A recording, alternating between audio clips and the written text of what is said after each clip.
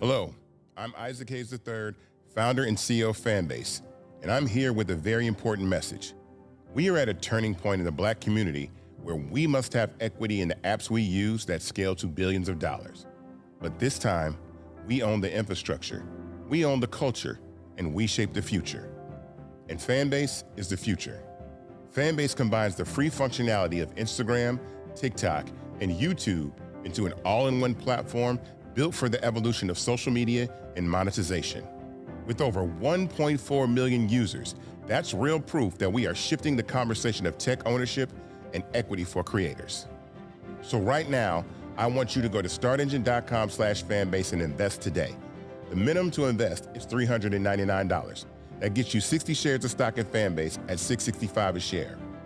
This marks a turning point in Black ownership of social media. If we don't take this opportunity to own social media right now, we will always be customers to our own creations. And that can't go on.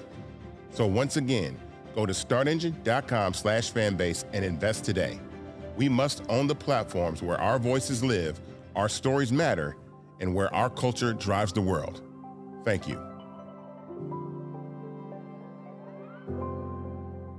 Folks, Black Star Network is here. Hold no punches. I'm real revolutionary right now. Black power. Support this man, Black media. He makes sure that our stories are told. Thank you for being the voice of Black America, Roland. Stay black. I love y'all. All momentum we have now, we have to keep this going. The video looks phenomenal. See, this difference between Black Star Network and Black-owned media and something like CNN. You can't be Black-owned media and be scared. It's time to be smart. Bring your eyeballs home. You dig?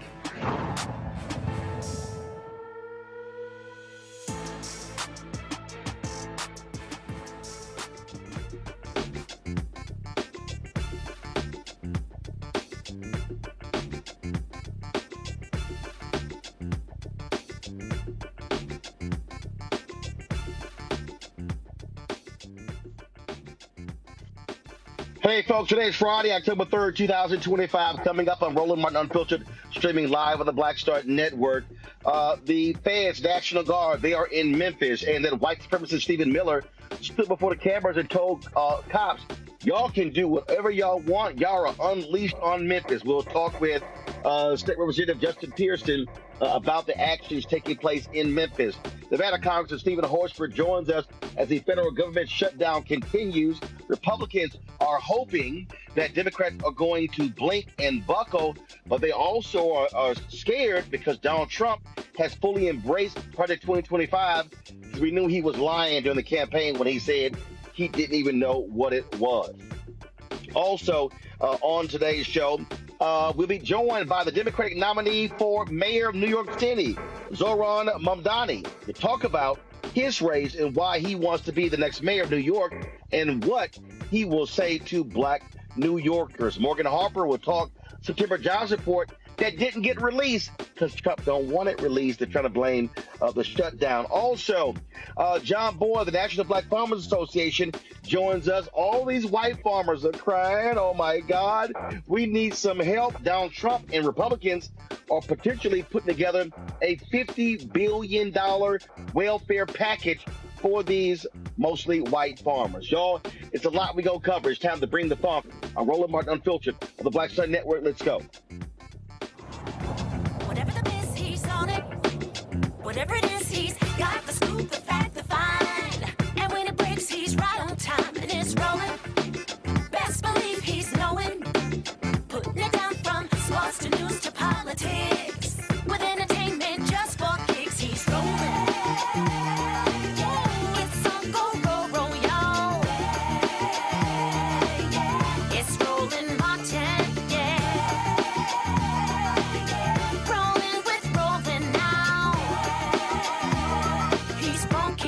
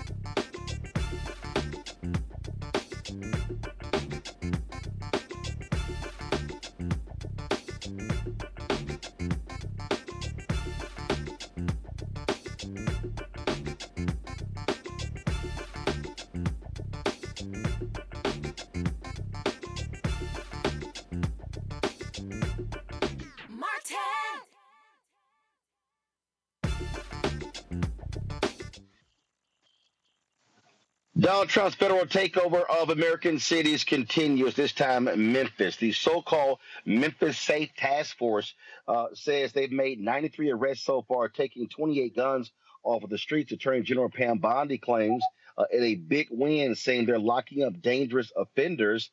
The heavy federal law enforcement, aided by National Guard troops, is specifically hitting black and brown neighborhoods the hardest, sparking real concerns about racial profiling. Activists say the heavy law enforcement is not effectively at all curbing crimes. Joining us right now is State Representative Justin Pearson. Glad to have you on the show.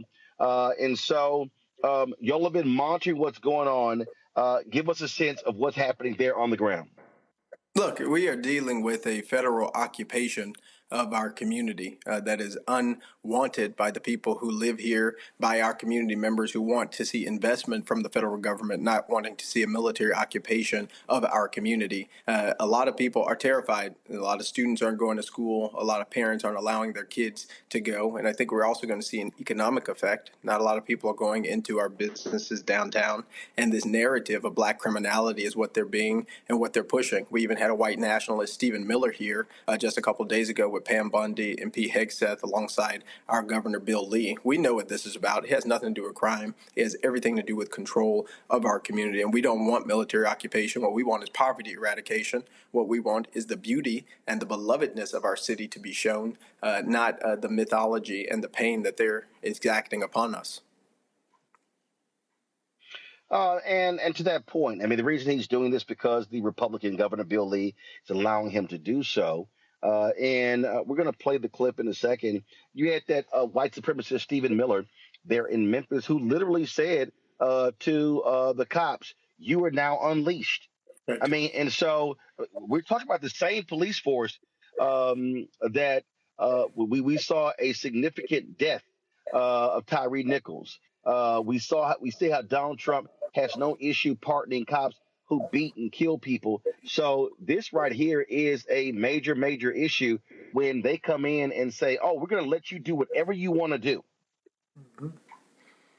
I mean, it's 100% true. We had Tyree Nichols killed by Memphis police officers 2 years ago.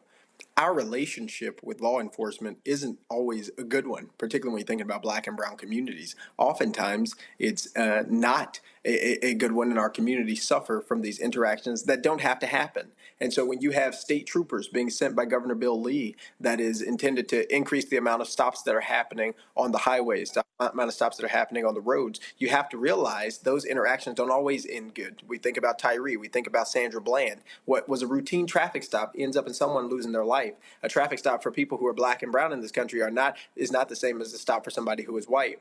In addition to this, right, we did not enter into a consent decree with the Department of Justice after the findings of pattern and practice showed that the Memphis Police Department historically targeted poor, lower income communities. We have so many deficiencies already as it relates to our law enforcement. So now to have the federal government coming in and taking over, in essence, law enforcement responsibilities, giving arrests, ensuring that people are going to have these court dates, hurting a jail system that's already strangulated by the lack of resources at 201 Poplar, is creating more problems than solving it. And again, if people really think this administration cared anything about crime, why did all of the January 6ers get pardoned?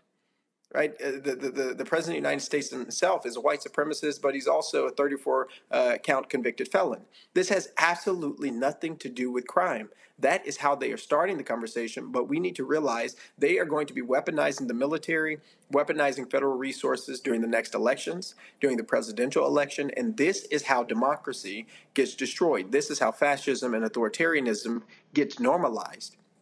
And we, again, just like in the 90s, when we were offered, black communities were offered, you get the crime bill and the 3 strikes law. We're being told, well, we're going to offer you military occupation, but we're never being offered resources to get kids more programming. We're never being offered resources to make sure no one goes to sleep hungry at night. We're never offered resources for affordable housing or health care, actually taking care of our veterans. We're always being deprived of the very things that could prevent crimes from happening in the first place.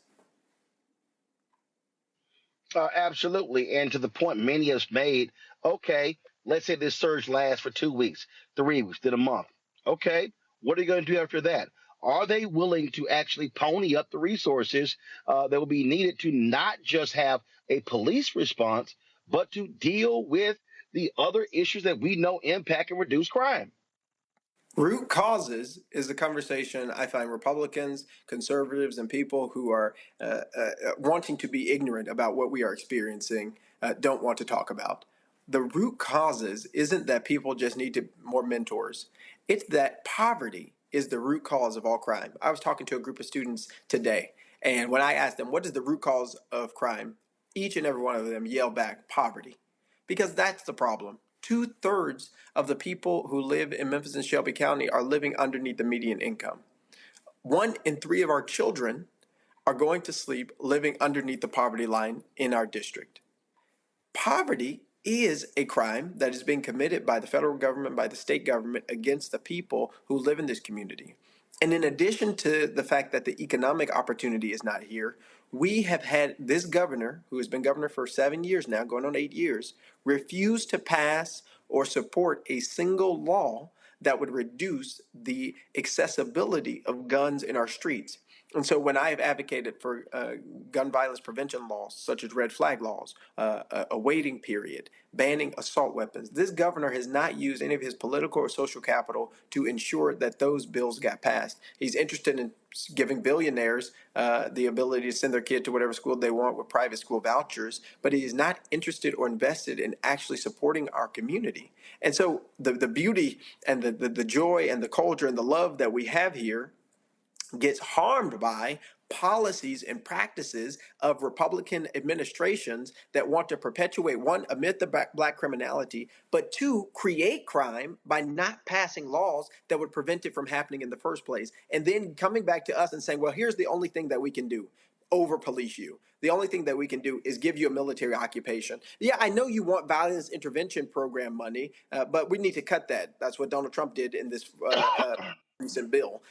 But that's not what we're asking for. That's not what we need. We want resources to be able to prevent crimes from happening, to be able to lift people out of poverty, to provide housing and health care, and give everyone access to opportunities that they deserve. But that is not what is being offered. And when that is not happening, we have to ask ourselves why. Why do they want to perpetuate this myth? Why do they want to continue to perpetuate policies that are dangerous and that are harmful towards us? And it is for incarceration. There are these private prisons and all these other things that they're ultimately benefiting from.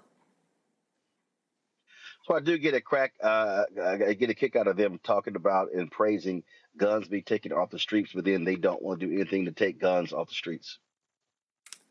It is the most significant irony of this whole thing. They're counting the number of guns they're taking off the streets, but they're not counting how many guns people have gotten access to by the hundreds of bills that they've passed to make it easier for people to access firearms legally and illegally. Now in Tennessee, 18-year-olds can go and buy AR-15s.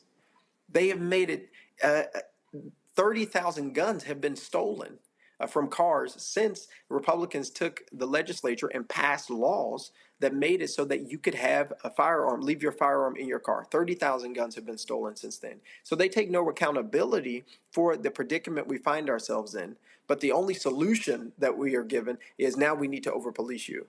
There's no conversation about the root causes. There's no conversation about the fact that they did this to us. Well, that is the case.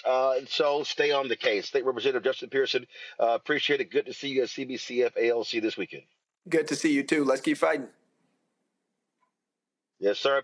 Folks, going to a break. We come back. We're going to talk with Congressman Steven Horsford about the government shutdown. We're going to talk about Trump now trying to bail the farmers out with billions of taxpayer money in welfare caused by his tariffs. And also, an alderwoman in Chicago gets arrested for asking ICE in a hospital, do they have a signed warrant? They literally arrest an elected official. We're going to talk about all of that right here. Roland Martin Unfiltered on the Black Shut Network. Back in a moment. In my book, The Power to Persist, I share 8 simple yet powerful habits, a blueprint for transforming obstacles into opportunities and pressure into purpose. Just as they fueled my rise from the south side of Chicago to a national stage. And on the Power to Persist podcast, I bring that blueprint to life.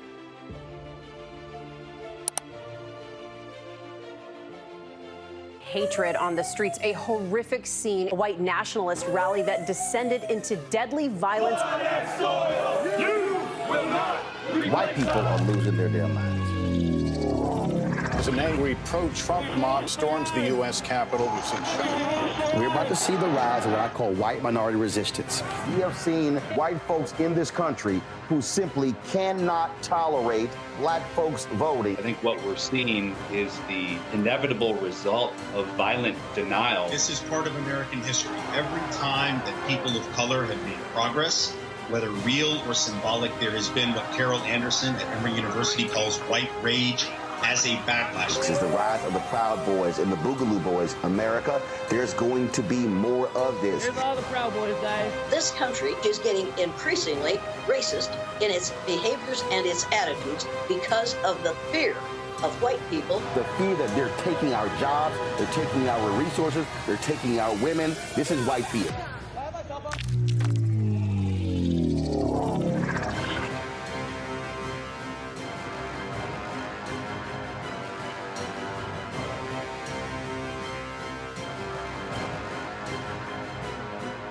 Said the quiet part out loud. Black votes are a threat, so they erased them. After the Supreme Court gutted the Voting Rights Act in 2013, Republican legislatures moved fast. New voter ID laws, polling place shutdowns, purges of black voters from the rolls. Trump's Justice Department didn't stop it, they joined in. In 2018, his DOJ backed Ohio's voter purge system, a scheme that disproportionately erased black voters. Their goal, erase black votes and political power. Yeah, that happened. These are the kinds of stories that we cover every day on Roland Martin Unfiltered. Subscribe on YouTube and download the Black Star Network app. Support fact-based independent journalism that centers African Americans and the issues that matter to our community.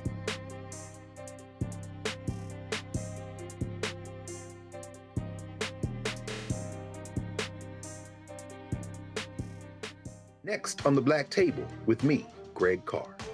An hour of living history with Dr. Richard Mariba Kelsey, thinker, builder, author, and one of the most important and impactful elders in the African American community. He reflects on his full and rich life and shares his incomparable wisdom about our past, present, and future. African genius is saying that my uncle was a genius, my brother was a genius, my neighbor was a genius.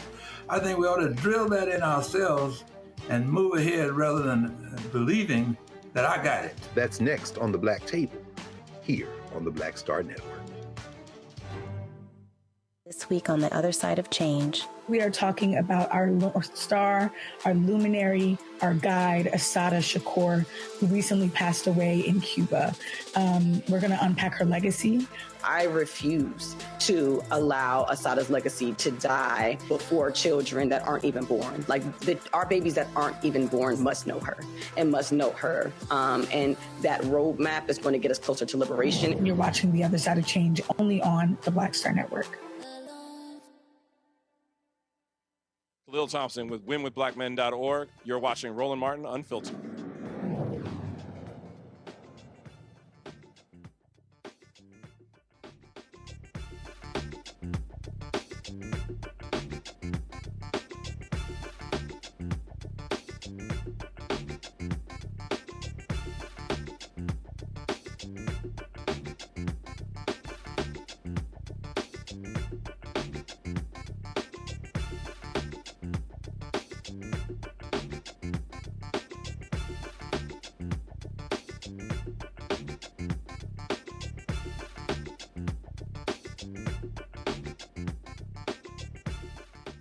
Folks, it's day 3 of the government shutdown. Still no deal in sight. Republicans, they say, Democrats, they hope they're going to buckle. Also, Donald Trump, it's amazing. He now acknowledges Project 2025.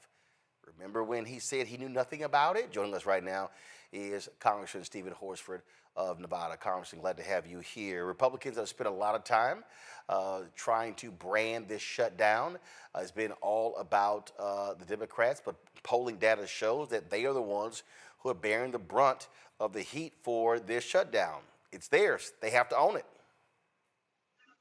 100%. The Republicans control the House, the Senate, and the White House. They control the votes in determining whether or not their budget could pass.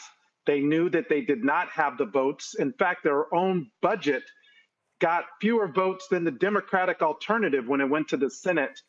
I'm starting to think that this is more about Speaker Johnson wanting to protect Donald Trump from the full release of Epstein's files than he is about protecting the American people and our right to affordable health care. Leader Jeffries and House Democrats have called 3 specific things: cancel the cuts to Medicaid and Medicare, lower cost on middle-class families, and save health care. Nothing more, nothing less. And that is what we are fighting for in this moment, not just what we're fighting against. Also, we talk about fighting in this moment.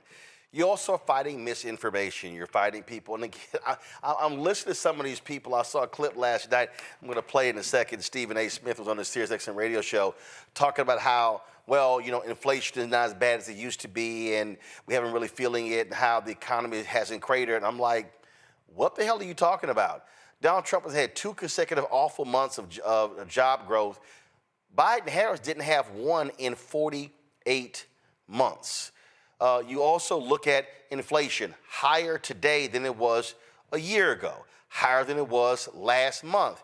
Meat prices up. You still talk about a housing issue. So I'm like, what world are you living in? Well, as you know, I represent Las Vegas, and we are confronted with what's called the Trump slump right now. And since the beginning of this year, tourism has been down double digits. We have seen room occupancy down. We are now seeing an increase in the rate of unemployment, particularly with our hospitality workers. And this isn't only affecting tourism. Because of Donald Trump's trade wars against Canada, it's affecting small businesses. These tariffs, which are taxes that Americans pay, are actually driving up the cost on everything from housing to healthcare, prescription drugs. Now he wants to put 100% tariff on that at a time when families, middle-class families, feel like things are getting harder for them and more expensive. This administration's policies are actually inflicting more pain on the American people. That is why House Democrats have said enough is enough. It's time to lower the cost, cancel the cuts, and save health care. To that particular point, I was looking at New York Times had a story just yesterday talking about how Vegas has been getting hammered. It said of the 5 million international visitors that come to Las Vegas every year, 1.4 million of those folks are from Canada. And Donald Trump pissed the Canadians off. And so the Canadians said, holla. We're not going to sit here and come to your country. Asian travelers are not coming. So his tariffs and his abrasive, nasty, despicable nature has said to international tourists, you know what? We have options. We don't have to go to Las Vegas or go to Miami or Los Angeles or New York City. And so the travel business have down billions of dollars in 2025. I've seen some estimates may say we may be down some $20 billion this year. Mm-hmm. Yeah, well, when Donald Trump refers to Canada as the 51st state and he inflicts trade wars on our most trusted trading partner, Canada, look, Canadians who come to Las Vegas stay longer, they spend more money, and they get out and don't just do things on the Las Vegas Strip. They get out into the other parts of our great state, contributing to our outdoor tourism economy and the small businesses. I want people to know this. We're about to host the HBCU Classic in Las Vegas on October 24th against Grambling State and Jackson State. It's one of the biggest HBCU Classics, and it's going to be played at the Raiders Stadium. So despite Donald Trump's infliction of pain on Nevadans and our tourism economy, we are doing everything that we can, and we're resilient to make sure that people know that they're welcome. In fact, Leader Jeffries just appointed me to be a member on the U.S.-Canadian Interparliamentary Group to help restore some of our relationships with our Canadian partners because of how important their role is. And it's not just to Las Vegas. We're dealing with the fact that the World Cup is coming to the United States. We have the Olympics coming to the United States in 2026, and the 25th anniversary of our nation's founding. So at a time when we should be working on making people feel welcome, the Trump administration is doing everything to make them feel unwelcome. That is why we have to put a check on Donald Trump and these capitulating Republicans in Congress who continue to bend the knee to this tyrant, this person who thinks that he's a king. Well, you're not, Donald Trump.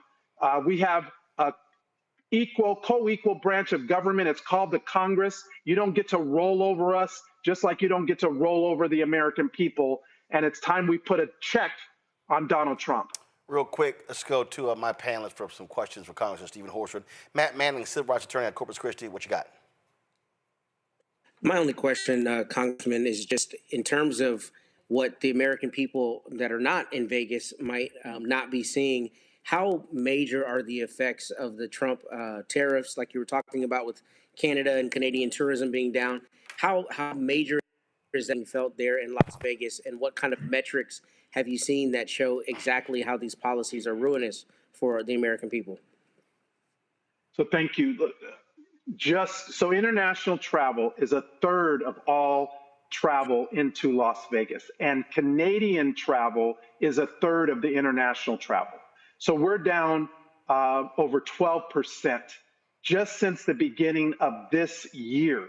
This didn't happen last year. This isn't a holdover. This is a direct effect of Donald Trump's trade wars with Canada and his tariff policies, which have been erratic. And it's not only on tourism. I represent the rural part of Nevada, and I was out in Pahrump, the rural part, and talking to small business owners, and they also have seen a decline from Canadian travelers into the rural areas. Today, I spent the entire day talking to constituents about the effects of these healthcare cuts that are devastating to our communities in every respect, from rural hospitals to community hospitals to birthing centers and other facilities that are being impacted because of the cuts to Medicaid, the cuts to the enhanced premium tax credits. And that's why Democrats have said, we'll work with you to reopen the government, one that ensures that we save health care and make sure that it remains affordable for the people of Nevada and all over the country. Joining us right now is Michael Imhotep, host African History Network show out of Detroit. Michael, your question? On the day, we have seen the Trump administration and Donald Trump withhold $2.1 billion in infrastructure project money for Chicago, $18 billion in transit funding for New York, et cetera. We see them using economic pressure on top of threatening more layoffs. Has there been any talk among your caucus to organize economic boycotts against certain corporations that have financed the Trump administration, have financed Republicans, et cetera, because they're trying to weaken the resistance with economic pressure, and we have to meet that with economic pressure against them as well? Well, that's a great point. In fact, I was just with the Executive Leadership Council, a council that really focuses on Black voices in corporate America, from the boardrooms to the C-suite.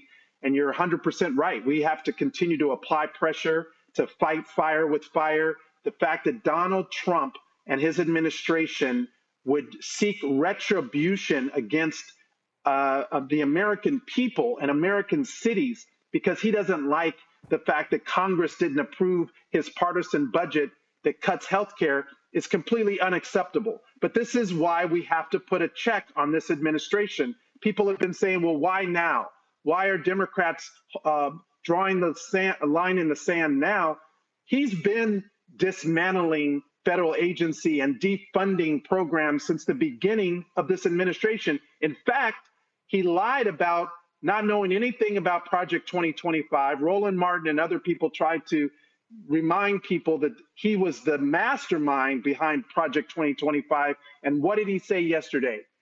He's going to put Russell Vought in charge of the implementation of OMB and to make sure that Project 2025 continues. So he lied to us during the campaign. He's lying to us now. And it is time that we make sure that everyone knows you're either with us and the American people, or you're fighting against us and our economic well-being. All right. Do we have audio? Do a Candace? Okay, so we're going to work through that as well. All right, Congressman Horsford, last point here. I just saw, Speaker Mike Johnson has announced y'all are not going to be in session next week. Didn't y'all just come off like 6-7 weeks? And what the hell? What is he scared of? And I take it he also still hasn't seated the woman from Arizona who won her race. What the hell's happening? Adelita Grijalva. She won her race overwhelmingly. The Republicans who won their special elections were sworn in during pro forma session. He refused to recognize the Democratic leadership when we tried to call for her to be sworn in on Tuesday. And you're 100% right. Speaker Johnson canceled votes on Monday and Tuesday of this week, leading up to this shutdown deadline on midnight. He's on vacation. He's AWOL. Meanwhile, House Democrats have been here ready to work and ready to reopen the government while protecting health care. But I also want to just say, I think this is more about Speaker Johnson protecting Donald Trump from the full release of the Epstein files, because Representative Grijalva, when she's sworn in, which she will be the 218th signature on the discharge petition for the full release of the Epstein files. So what are you hiding, Speaker Johnson? Bring us back into session. Allow Democrats to do our job, or get the hell out of the way if you won't do your job. Congressman Steven Horsford, we surely appreciate it. Thanks for joining us on the show.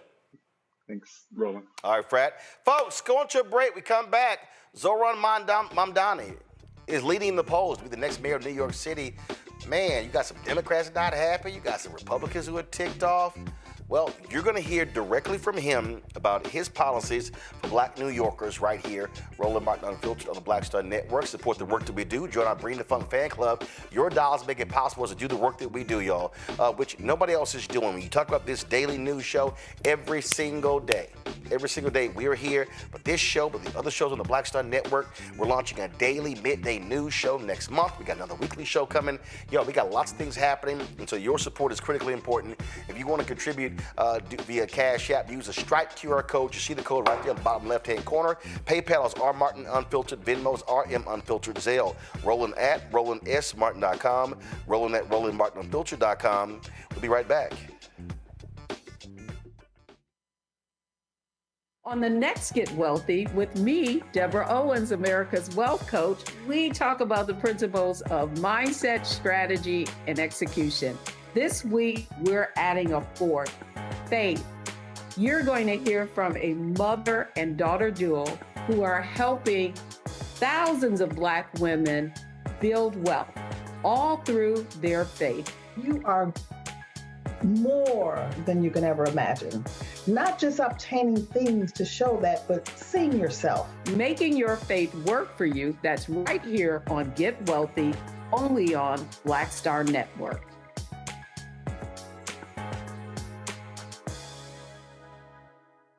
This week on A Balanced Life, parents, teachers, students, administrators, oh my, are you putting in the work, seeking to be a teacher, an associate principal, a principal, trying to elevate who you are and where you're going. Our world is changing. For veteran teachers, we have to be able to usher in students into a ever-changing, ever-evolving world. If we have this triangular effect, we will create a successful student who will be able to just thrive wherever and in any situation that they're placed in. Join us this week on A Balanced Life with Dr. Jackie here on Black Star Network. Hello, I'm Isaac Hayes III, founder and CEO of Fanbase, and I'm here with a very important message. We are at a turning point in the Black community where we must have equity in the apps we use that scale to billions of dollars. But this time, we own the infrastructure, we own the culture, and we shape the future. And Fanbase is the future. Fanbase combines the free functionality of Instagram, TikTok, and YouTube into an all-in-one platform built for the evolution of social media and monetization. With over 1.4 million users, that's real proof that we are shifting the conversation of tech ownership and equity for creators. So right now, I want you to go to startengine.com/fanbase and invest today. The minimum to invest is $399. That gets you 60 shares of stock in Fanbase at $665 a share. This marks a turning point in Black ownership of social media. If we don't take this opportunity to own social media right now, we will always be customers to our own creations. And that can't go on. So once again, go to startengine.com/fanbase and invest today. We must own the platforms where our voices live, our stories matter, and where our culture drives the world. Thank you. Hello, I'm Jamia Pugh. I am from Coatesville, Pennsylvania, just an hour right outside of Philadelphia. My name is Jasmine Pugh. I'm also from Coatesville, Pennsylvania. You are watching Roland Martin Unfiltered. Stay right here.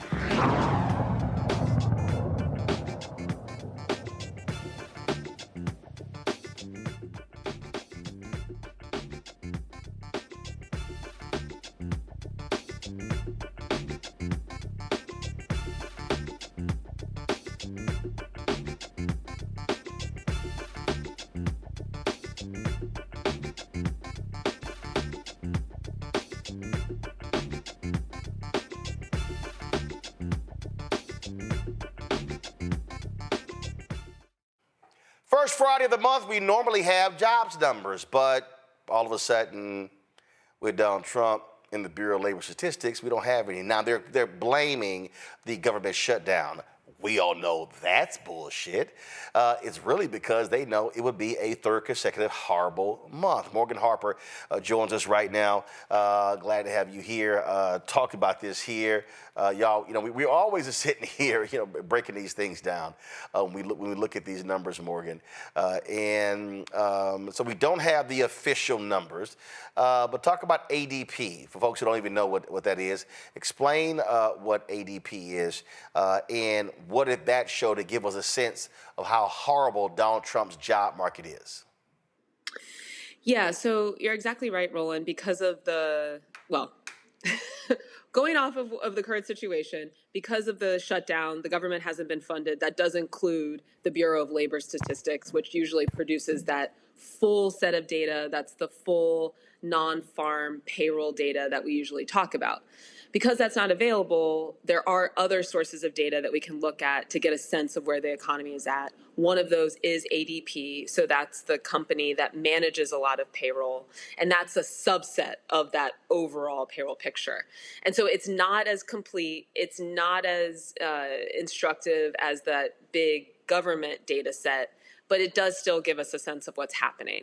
And the ADP data from this past month shows that expectations for even a modest level of growth in the economy with jobs, it was 45,000 were expected, did not happen. So we actually saw a net loss of 32,000. So that's what the ADP data was showing us. But there's also other data sources that folks look at to get a sense of where the economy might be at besides this BLS data. So, and those also are showing like a really mixed picture. So one is this purchasing managers index, PMI. That just kind of shows in the manufacturing industry how much buying is happening. And as we've talked about before, manufacturing, that's where we're supposed to be, according to the administration, seeing a lot of growth from their policies. And that also is showing really mixed information, that there's not a lot of purchasing that's happening, probably due to the impact of the tariffs. And so not showing that sector is really experiencing a lot of growth right now. People are kind of like taking it very easy. Then we also have this other data set that just shows how much hiring is happening. Usually in September, through the summer, this would be when a lot of companies are starting to bring people back on. This is this other data set called Challenger Gray Christmas. That's also showing that there really isn't that same level of hiring, higher levels of hiring that happens in September.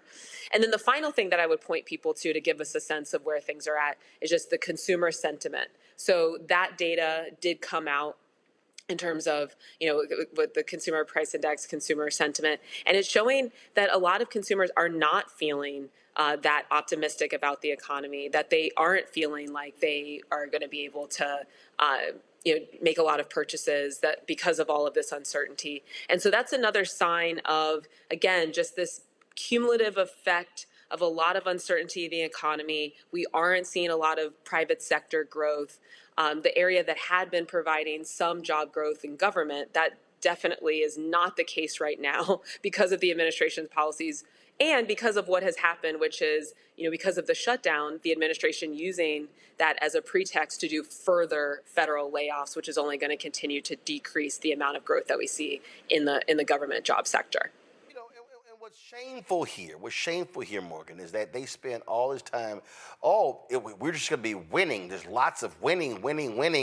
And they're they're lying. They're not in denial. They're lying. This idea that the tariffs are not having a negative impact is beyond stupid. And Fox Business and Fox News is trying all they can not to tell people what the hell is going on. But you now got so many farmers, Arkansas, Nebraska, Wisconsin, now whining and complaining because China's like, yeah, we're not buying your soybeans. Then Trump and the same MAGA people who are so against foreign aid, Trump bails out, Argentina, $20 billion? And then what do? They turn around, cut a deal with the Chinese. And so I saw one farmer going, what the hell? We bailed out my competitor. And I'm like, guess what?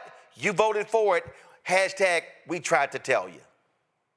Yeah, I'm glad you brought up the Argentina example, because one thing we hear a lot to justify some of these policies from the administration on that we've been hearing since the beginning, DOGE, these layoffs, the tax cuts that passed through that big bill that are benefiting corporations and the most wealthy is, we got to tighten things up. Government spending just got out of control under Biden administration and all of these establishment politicians, et cetera. And so to say that, not that that's true anyway, right? But to say that that's your reason that you want to really rein in the government spending and then take $20 billion and give it to a country in Argentina that is being run by someone that has no track record of successfully managing a government or an economy, it would be laughable if it weren't so tragic, because this is our money, and we have people in this country that are getting completely played, and it's not just going to impact them, it is going to impact all of us. And so where we go from here is another theme of our monthly discussions on this front. I don't know that we have a lot of clarity on that, but there is no denying that this is a complete boondoggle. This is just straight up corruption that we have seen from this administration, and it's going to continue to have really negative effects for a lot of folks throughout the country. Now we have news that, guess what? Which we knew from last time, Republicans are preparing a welfare package for farmers that's going to be anywhere from $35 to $50 billion. We're going to talk to John Boyd a little bit later about that. But we're dealing with that too. Yeah, and it's kind of similar to what we're seeing happen with some of these private companies. Like, for example, I don't know if you saw this week that Trump announced his Trump RX deal with Pfizer. He's very into cutting these deals and one-off deals with certain companies. And here, we're going to have a favored population that we're going to decide to cut a deal for. That is not any way to run a country, a government, and you can't sustain that. And so, and who's going to get left behind in all of this? It is going to be regular working people. So, our best effort here, or time spent, is just making sure, I think, that people understand all of these contradictions, all of the hypocrisy. And I think we're starting to see this reflected in some polling where younger people, for example, are feeling, those that maybe were a little bit open-minded about Trump are now kind of like, wait a second, what is this? This is not trying to make government better in any way. Well, absolutely. It's laughable to see, and again, these idiots are just falling for it as they are. I was so quick trying to get to the title, y'all. Morgan, of course, the Director of Policy and Advocacy at the American Economic Liberties Project in Columbus, Ohio. Morgan, we appreciate it. Thanks a lot. Good to see you, Roland. All right, then, folks, going to a break. We come back. Zohran Mamdani, he has gotten a lot of attention from folks. He's leading the polls. He won the New York City primary. Now he's trying to win the general election. We got a lot to talk about with him. We'll do so right here. Roland Martin Unfiltered on the Black Star Network. Next on the Black Table with me, Greg Carr. An hour of living history with Dr. Richard Mariba Kelsey, thinker, builder, author, and one of the most important and impactful elders in the African American community. He reflects on his full and rich life and shares his incomparable wisdom about our past, present, and future. African genius is saying that my uncle was a genius, my brother was a genius, my neighbor was a genius. I think we ought to drill that in ourselves and move ahead rather than believing that I got it. That's next on the Black Table, here on the Black Star Network. We are talking about our North Star, our luminary, our guide, Assata Shakur, who recently passed away in Cuba. We're going to unpack her legacy. I refuse to allow Assata's legacy to die before children that aren't even born. Our babies that aren't even born must know her and must know her. And that roadmap is going to get us closer to liberation. You're watching The Other Side of Change only on the Black Star Network. What's up, y'all? This is Wendell Haskins, a.k.a. Win Hogan at the original T-Golf Classic. And you know I watch Roland Martin Unfiltered.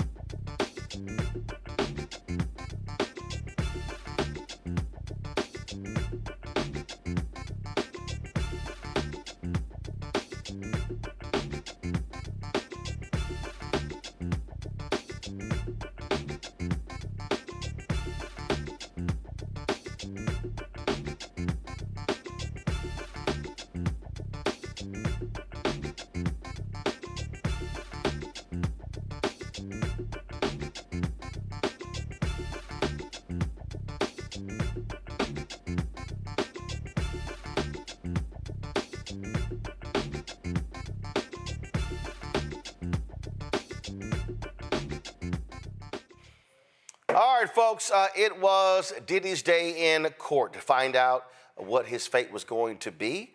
And, of course, you had victim impact statements. His children testified. He, of course, wrote a letter to the judge as well. And there was a lot happening today in court. Candace Kelly, legal analyst, she joins us right now. Candace was in the courtroom. She's been following this trial from the beginning. So, Candace, something crazy happened when the assistant U.S. attorney announced that Diddy had booked some speaking engagements. Blew up on social. When I looked it up, It was a reentry program that had these listed, and it was a letter they sent to the judge basically saying all these things he's going to do for people in the reentry area. That still was beyond stupid. How in the hell, we're going to get to the sentencing. How in the hell did his attorneys allow that to get in where one of the speaking engagements was literally Monday in Miami at like 6 p.m.? You know, this was really a day of clarifications all around. That is really what this day was about. And I think that when that happened, when the let's say Christy Slavic, who prosecuting attorney, when she got into it, it seemed strange that he would have this speaking engagement, but it was clarified that, like you said, it was more of an engagement that had to do with helping and bettering the community, but still, it just didn't look good. It'd been possible that he would think that he would actually get off, and it just wasn't a good way to kind of enter into the court and say, yeah, he's got a speaking engagement, like he was going to entertain all of a sudden on Monday as soon as he got off. Judge literally was going to say, you know what, I'm going to give you probation, Diddy, you can go ahead and go home. Exactly. And we all knew that that is not the way that it was going to go, especially with, you had the prosecuting attorneys wanting 11 years and 3 months. Then on the other side, you had the defense team wanting 14 months. There's just no way overall that he was going to be walking out anywhere, not with this judge being a life judge and wanting to continue to have respect from his peers. No, he was going to give him a sentence where he would not be walking out. That certainly was the expectation at the beginning, and it certainly was the expectation as court unfolded, regardless of what the defense put up. It seemed as though the judge was leaning towards a sentence where he was not going to be going home this weekend at all. And that is exactly what happened. So Diddy's team wanted 14 months. The prosecution wanted 11 years. Walk us through how the judge arrived at 4 years, 2 months. Well, you know, what the judge said, and as I said, it was a day of really trying to figure out, was it A or was it B? The A or B meaning, do we count the way that Sean Combs acted in that we heard in court, even though he wasn't convicted of anything having to do with abuse, for example, right? He didn't get the sex trafficking. That sex trafficking involved force or coercion. Well, that wasn't on the table because he was cleared of those particular charges. But the question became for the court, and what the judge made very, very clear is that even though he wasn't convicted of anything having to do with domestic violence or force, we can still consider, the judge and the courts can still consider what his behavior was and how he came off inside of court. And those particular actions can be considered in this sentencing phase. And no matter what the defense said, that he wasn't convicted of these crimes. Why are we considering this? He's done so much good in the community. He's an icon. He started a program behind bars where he's brought all types of people together to learn how to better themselves. All of these details just didn't matter.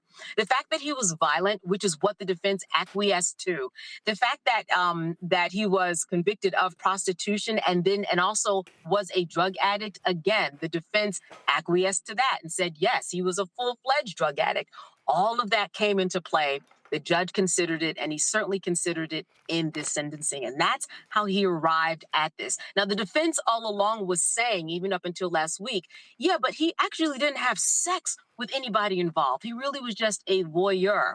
He just kind of, managed things that was going on. And the judge to that in his filing said, well, that's just like saying someone runs a brothel and they're okay because they didn't have sex with everybody that was in the rooms at the brothel. It wouldn't matter. You run a brothel, you're still in trouble. So that, he said, was a faulty argument. So that's really how the judge came to this conclusion. But I want to say this, Roland, that it was an interesting day because it was a slower day than people expected in terms of who we heard from.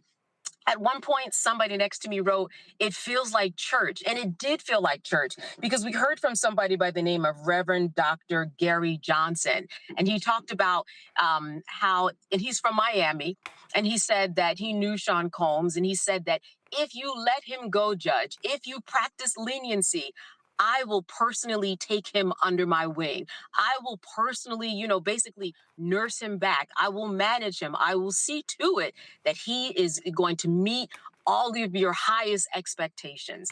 And someone else came up and they talked about a program that they were part of, and they reminisced about their program and how they changed people while they were behind bars, and they felt like that Sean's journey was similar to his journey. So again, it felt a little bit like church. We heard a lot of the testimony recounted, and then as you said, we heard from the children. We heard their passionate pleas. We heard how they, his 2-year-old would be missing a father. There were a lot of tears. All of the children spoke. Of course, he's a 2-year-old, but they also spoke on behalf of the 2-year-old saying, listen, I know what it's like not to have a mother. We don't want our 2-year-old sister not having a father. They were very, very impassioned. But we also saw an 11-minute video. It was kind of like a promo video, Roland. It was, Sean out in the community over the years, talking to kids, opening up schools, running the marathon.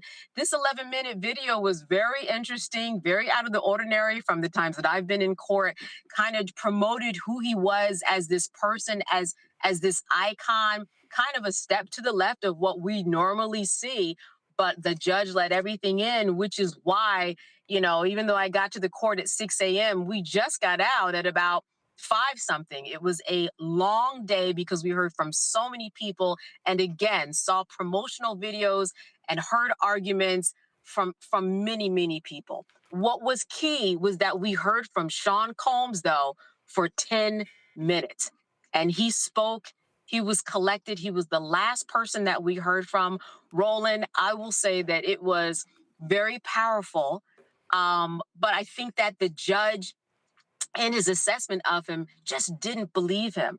Sean, he stood up and he said, I want to personally apologize. I don't take lightly what happened. I want to apologize to my family. I want to apologize to Jane. I'm sorry for bringing her into this mess, he said. He said that disgusting video that people saw of him beating Cassie triggered a lot of people. He said, it's a burden I will forever carry. He said, it was disgusting. I'm quoting. He said, it was shameful, sick. He said, I was sick from drugs. I was out of control. I needed help.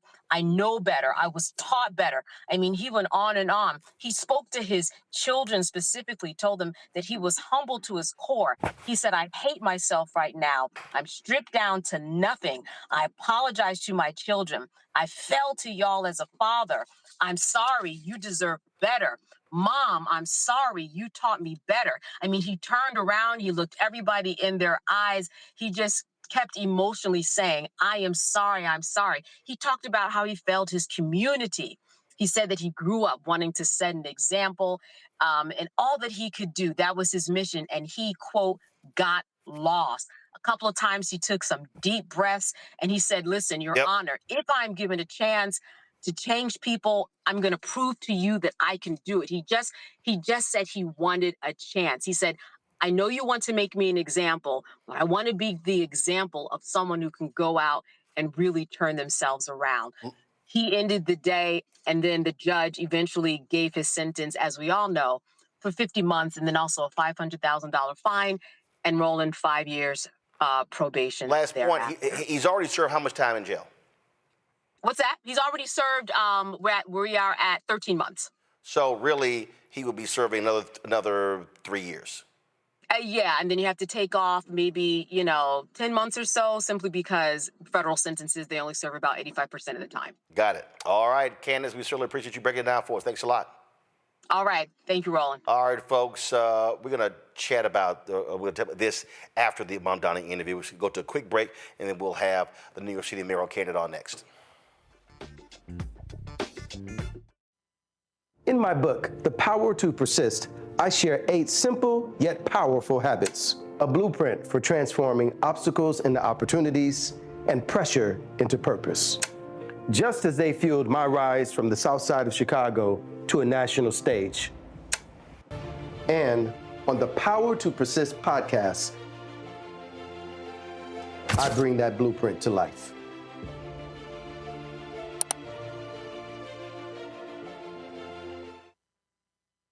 Hi, I'm Swing Cash, Basketball Hall of Famer, and you're watching Roland Martin Unfiltered.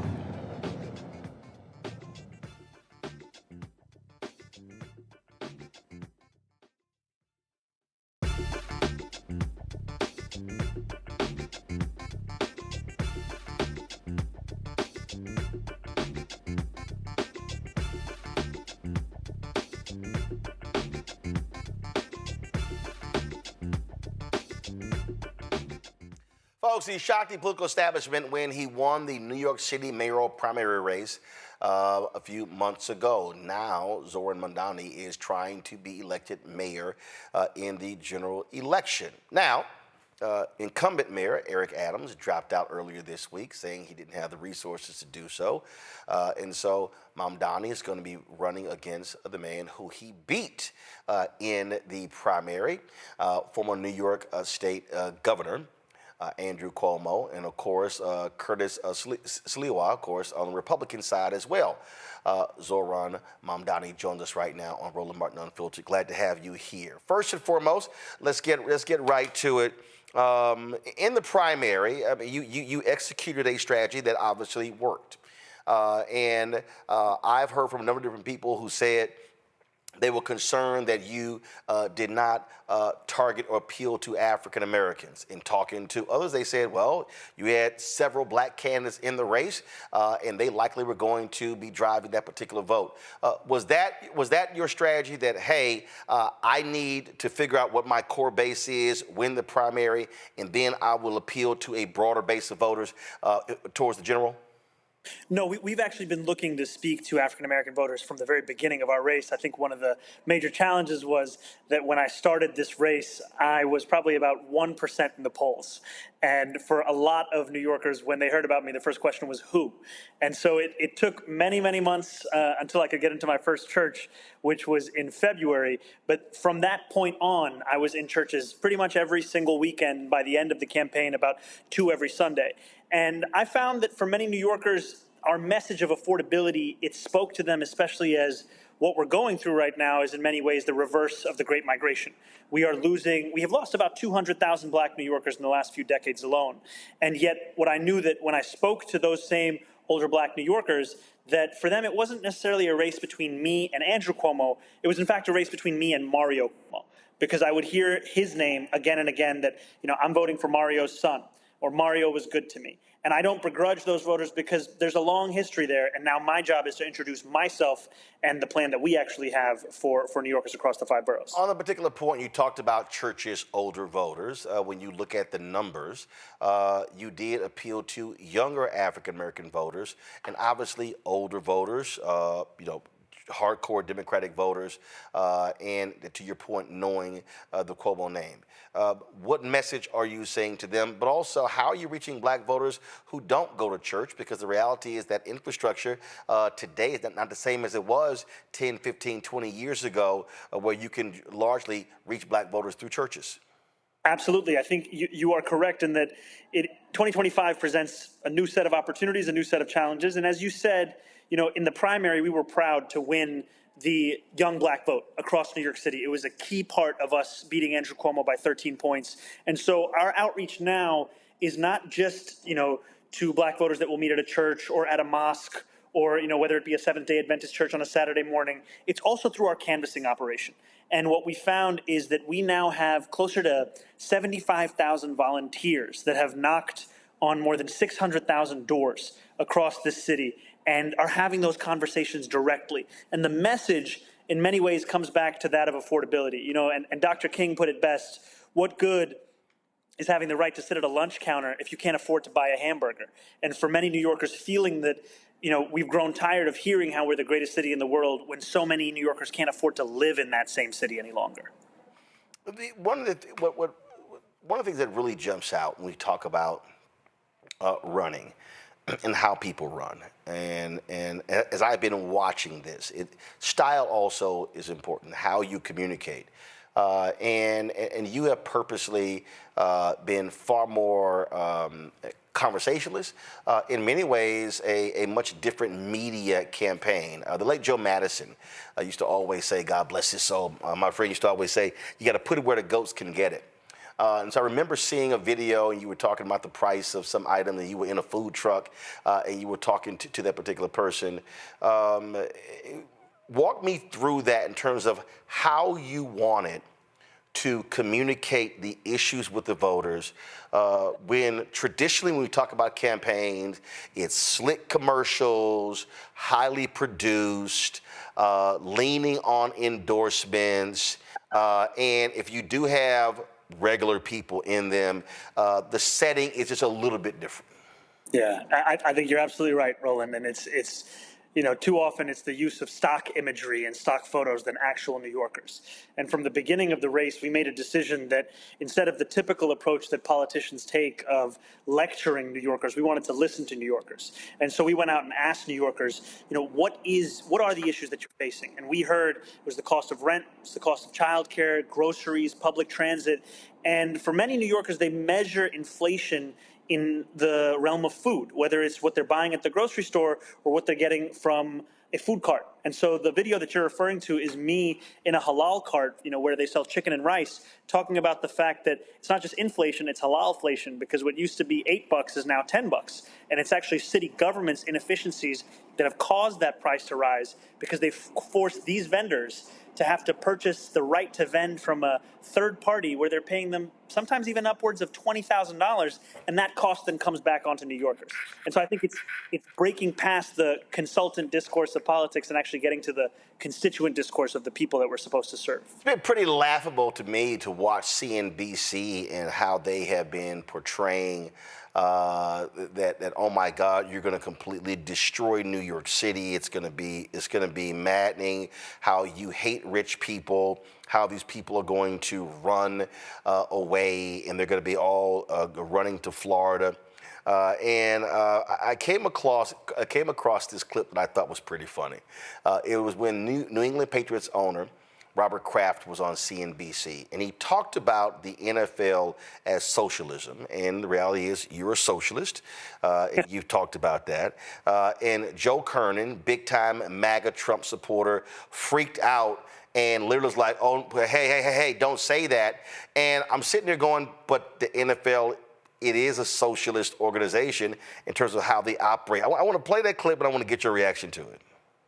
Would I have believed in '94 when I played the highest price ever paid for any sports franchise in the world? We are now. And I never would have believed it, but, it's a credit to my partners in the NFL, and Roger Goodell has done a great job leading our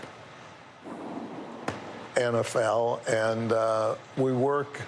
It's almost a socialist system of we're partners, and together. Don't say that. Don't say anything good is happening with social, or else he's going to get more votes down here in New York. No. But I mean that in a way. It's the spirit of it's the most competitive business there is. How bad what people do to win. Thing is, the NFL. How they set up, it is socialism. And it's the most profitable sports franchise in the country. Matter of fact, DeMaurice Smith was on the Breakfast Club, and he also talked about how they practice socialism. So I guess I got a kick. Here you got these billionaires, nearly all of them Republican, all of them MAGA, billionaires owning the league, the most profitable sports league in America, and they say, "Oh my God, Mamdani, he's a socialist." But here's one of their own saying they are too. It's hard to wrap the mind around it, but I think, as you're saying, it speaks to the amount of fear-mongering there is. And yes, I am a democratic socialist, and a lot of New Yorkers ask me, what does that actually mean? And I always think of what Dr. King said decades ago. He said, call it democracy or call it democratic socialism. There must be a better distribution of wealth for all of God's children in this country. And I think that's what many New Yorkers know. They know that dignity is something that should be non-negotiable. And I would be proud to be the second Democratic Socialist in just a generation to be the mayor of the city after David Dinkins about 30 years ago. To that point, and we've been watching how this plays out, we've seen this before. We saw it in New York State. There was a woman named India Walton. She won the primary, upset the incumbent mayor in Buffalo, and man, they went after her, and he ran as a write-in candidate and beat her in the general election, Byron Brown, and she lost. You have been under withering attacks. You've got Bill Ackman and others who believe that you are the devil. They are throwing millions and upon millions of dollars at you.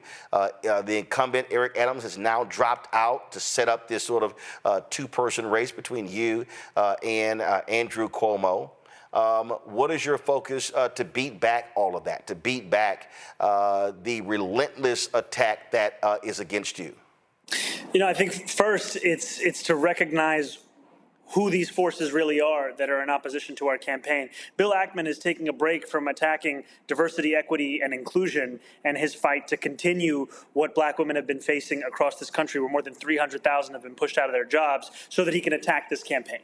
And frankly, he's spending more money than I would even tax him with my fiscal proposals. And he's doing it because he's afraid of having a mayor who isn't beholden to the same Trump MAGA movement that he helped to support back into the White House.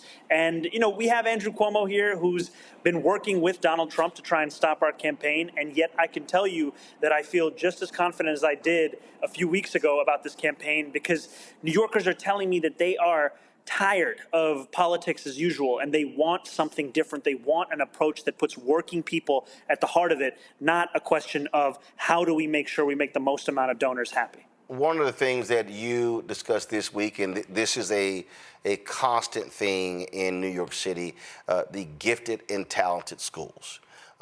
When Bill de Blasio was mayor, he tried to make some changes, and oh my God, folks lost their minds. And what you have here, and let's just be, and I'm going to say it, I don't have a problem saying it, what you have with these gifted and talented programs, you got a whole bunch of so-called liberals and progressives who want these schools to be for their special kids. And when you break down the numbers of these schools, you look at the racial makeup. Now, you're going to have the MAGA folks, the right-wing people say, here you go, talking about the racial makeup. But the reality is, when we talk about gifted and talented programs, everything is not also based upon grades. I went to magnet schools in Houston. Houston has one of the most comprehensive magnet school programs. And yes, we had a school of engineering. I went to school of communications. We had the so-called Vanguard programs for the gifted and talented. So walk me through how you are going to approach these gifted and talented schools. Your critics say, oh, you're just going to shut them down and leave it at that. Walk us through it. So my position is that children as young as being in kindergarten should not be subject to a single assessment that would place them in different tracks. I simply believe that all of our kindergartners should be receiving quality education, and that's at the heart of our plan for an education system that right now is not delivering for far too many New Yorkers. And, if Andrew Cuomo wants to attack me on the basis of trying to separate kindergartners out, so be it. I'll let him do that, because this is something that I believe, and I've found that many New Yorkers agree that at that young of an age, there's no need for this kind of an assessment and this kind of pressure. So one of the other issues we're talking about in New York when we talk about education are public charter schools. When you look at success charter schools, and I mean, thousands upon thousands of parents been trying to get into their particular schools. My good friend, Dr. Steve Perry, has a highly successful public charter school, Capital Preparatory Schools there in Harlem. So for you, are you looking at decreasing charter schools? Are you looking at saying, hey, if those charter schools work, you're going to support those things that work, and then we're going to try to raise up these public schools? Can they coexist? From my point of view, I've said I support anything that works. Public schools, traditional schools, charter schools, homeschool, online school, magnet, parochial. I don't care what it is. If it works, I'm down with it. So where do you stand specifically on education, dealing with charter schools and traditional public schools in order to get our kids better educated? You know, Roland, I'm glad that you asked this question because I've been skeptical about charter schools, and that's on the record. And also, that skepticism doesn't preclude me from meeting with New Yorkers who feel differently.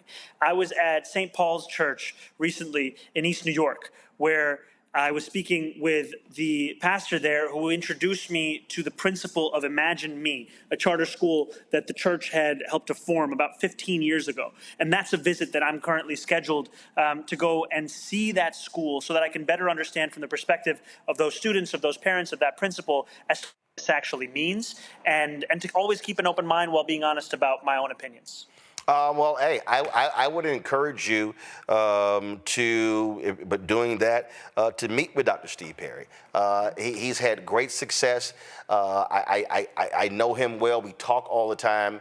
And here's someone who has taken kids who have been in traditional public schools, and they were failing, and they've gone through his charter school, and they now are succeeding. And again, that's where I come from. These things can coexist. They can actually operate together. I don't believe they have to be in opposition, but what I do believe, and I am very clear, because I have an initiative called School Choice is the Black Choice, I'm very clear. If there are charter schools that are not performing, shut them down. But if there are public schools that are not performing, then they also need to be shut down, because the people who are getting screwed are the kids. And that, to me, is an abomination that we simply cannot accept. Let's talk about economics. One of the things when David Paterson became governor of New York State, he looked at the resources, he looked at the contracts, looked at the investments, and how African Americans were being left out across the board. As mayor, how are you looking at that? Because when we talk about law firms, accounting firms, engineering firms, architecture firms, private equity firms, what we're seeing is New York City has the largest collection of black people of any city in America. New York City is 1, Atlanta is 2, Chicago is 3. And what we continue to see are black folks who are driving pension funds, but getting screwed out of VC dollars. So let's talk about your plan there to make sure African Americans are getting a return on the investment, getting a piece of that economic pie. Absolutely, Roland, and I think in many ways you're also speaking about the MWBE program. No, for me, I'm speaking about black people. I don't particularly like the MWBE because it's minority in women, and the women should really be white women, because if you're a black woman, you're in a black category. So yes, the overall program is MWBE, but I'm speaking of black business. Go ahead. Absolutely. And the reason I bring it up is that, as you've said, it is still far from successful as to what its original intent is, right? The intent of this is to ensure that we have contracts that match the same percentage and proportion as we have in our city and state's population. And right now, black women comprise less than 2% of the value of all contracts being issued by the city. That is unacceptable, frankly, because the city has an immense role in the question of generating wealth and ensuring that people can actually flourish in this city. And yet too often it's being used to double down on inequities that already exist, as opposed to ensure that equity is actually something that's being delivered across the 5 boroughs. And in looking at the different ways we can tackle this, one of the things is ensuring that there's actual enforcement of the provisions that we already have within the law, city agency to city agency. The second thing is actually going out to these businesses that have been approved to bid to ensure that they understand what a successful bid looks like. Because what I hear from a lot of these companies is that they will get rejected time and time again, and each time it doesn't feel like they're getting any closer to approval. And what we know is that the question of diversity, equity, and inclusion is not only something that Bill Ackman is attacking, it's also something that Donald Trump is attacking. I mean, the justification for the suspension of $18 billion in federal infrastructure grants just done is DEI. That's what they're saying. And it is part and parcel of an attack on black Americans across this country to try not only to rewrite the past, but also rewrite the present and the future. And it's not acceptable, and it won't be when I'm the mayor of this city. Well, of course, they stripped $37 million from Atlanta Airport for the very same reason, and that's what they're doing there. Before I go to my panel, I got 11 minutes left with you. I want to get them with questions. But on that point right there, there's a fantastic book on Maynard Jackson. Robert Holmes. And in that particular book, Mayor Jackson talked about, he said, listen, this airport ain't getting built. He said, tumbleweeds will roll down those runways if this thing, before I allow this to be built without black participation. And one of the things that he did, and I tried to tell Illinois Governor Rob Blagojevich when he was governor, before he decided to do his unethical stuff. He got a little busy. Well, when we talk about how do we help, one of the things that I see is that you have a lot of black firms. They want to compete for a contract, but they literally cannot survive floating their business for 6 months because typically cities are going to pay 180-day term. So one of the things Maynard Jackson did, he called the banks in that the city was putting their money in, and he said, they're getting contracts. They're getting a city contract. You're going to provide a line of credit to them, and the banks objected. He said, city treasurer, step in, pull our money out their banks. And this is very simple. If New York City is putting New York City's money in banks, and this is not even a race thing, you can say this for anybody who gets a city contract. I think the mayor should say, if you're the mayor, to the banks, hey, if this said business is getting a city contract and you know we're going to be paying them, as a bank that's getting the city's money, you're benefiting, you should be providing lines of credit to these businesses so they can be able to grow and prosper. And if the banks reject it, I think that's where you then say, fine, we're going to take our city money, taxpayer money, out of your banks since you cannot help New York City businesses. That's a way, man, Atlanta is what it is today because Maynard Jackson used the power of the political office. His grandfather taught him the 3 B's, the ballot, the book, and the buck. He used the power of the political office to drive the economic change in Atlanta. You know, that is fascinating. It's a story that I didn't know, and I think it's one that is worth following up on because so much of what I've heard from so many small businesses is just the same problem that you brought up, which is how to stay afloat while they wait for that reimbursement. And there are certain size businesses that can handle that kind of weight, but there's so many that are just trying to start up that cannot. And it's the same thing for nonprofits. You know, right now, by last count, the city owes around $800 million in contracts that it's already awarded but has yet to pay up on. And that throws under because they just can't afford to wait that long. And, you know, I'm looking at every single step we can take that can actually make it easier to not only start but sustain a small business. I was speaking to a barbershop owner the other day who told me that to open a barbershop, he had to fill out 24 forms, go to 7 different agencies, and attend 12 different in-person events. How is that stimulating an entrepreneurial spirit here in New York City? Questions from my panel. Matt Manning, civil rights attorney out of Corpus Christi. Matt, your question for Zohran Mamdani. Yes, Mr. Mamdani, good evening. A quick question for you. We talked on this show weeks ago about the essentially what would happen if you're elected mayor there in New York, which I anticipate you will be, and how that might reverberate out to the rest of the country. So my question to you is really twofold. One, when you get elected, what are your thoughts on what that will be representative for in terms of how New Yorkers are looking at the mayoral office and maybe larger, how Americans are looking for different people to serve them, number one. And number two, what responsibility, if any, do you anticipate you may feel when you're mayor for setting the standard there in New York, hoping that reverberates out to the rest of the country? You know, I really appreciate this question because I think it speaks to what so many New Yorkers are looking forward to with January 1st of next year, which will be an administration that I will lead that understands its responsibility is to deliver on an affordability agenda. You know, we ran with 3 clear promises of freezing the rent for rent-stabilized tenants, making the slowest buses in the country fast and free, and delivering universal childcare. And to me, success is the implementation of that agenda. And I think that the model that we can create here is one that shows what's possible when you put working people at the heart of your politics.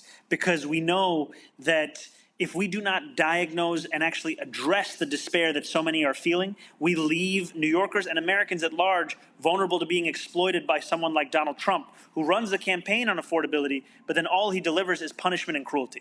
And it's time for us to not only say that, yes, it is too expensive of a city, but also here's what we're going to do about it to make it an affordable city.